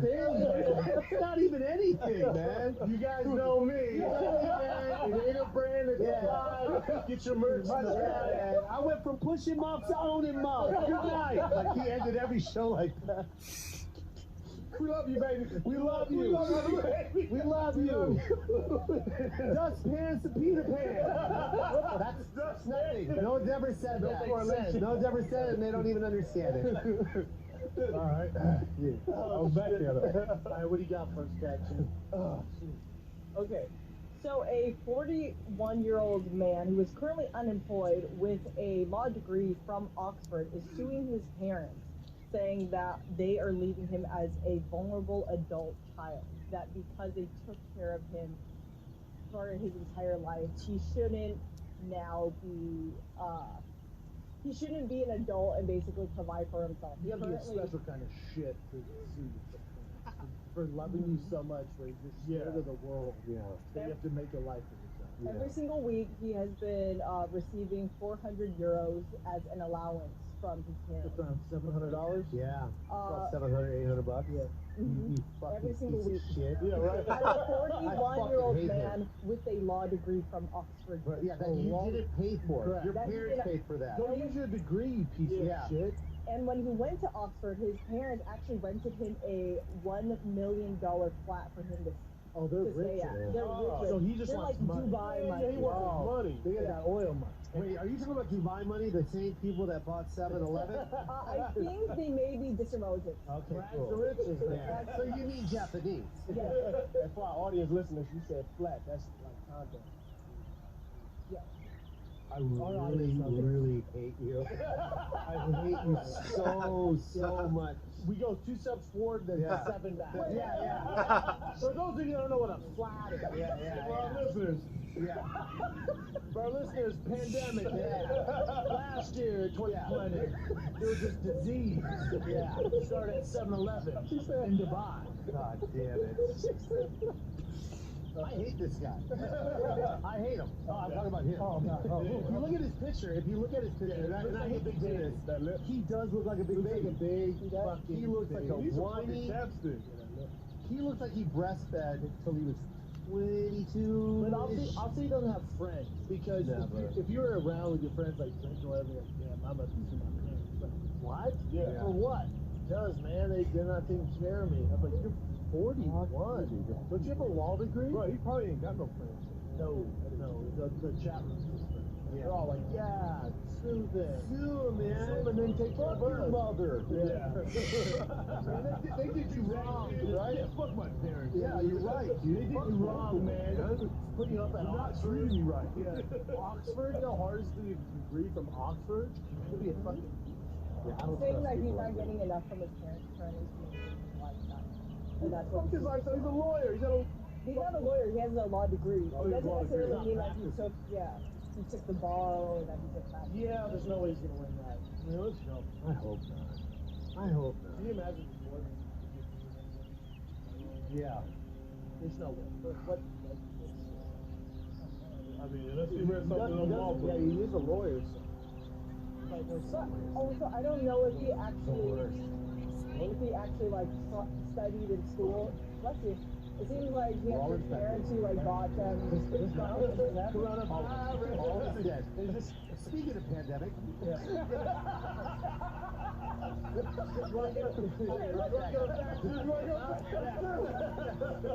Your 2-week lockdown is now extended. Yeah, don't let fucking Steven Spielberg see this. What the fuck, man? Okay, Piers Morgan went hard on Meghan Markle for the Oprah interview. They have break this week, so it's Yeah, and he took it. But when the interview came out, he went hard on them again, and he said that he doesn't believe anything that Meghan Markle says. And a lot of people, yeah, that's fair. But a lot of people didn't like that when he was talking about her being a liar, that it also, he was speaking about it at the same time he was speaking about her talking about being suicidal. So a lot of people thought he was being very insensitive. One of his co-anchors on the show actually called him out on it.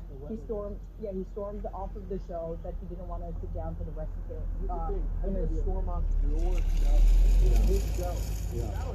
I'm out of here. Good show, man. Yeah.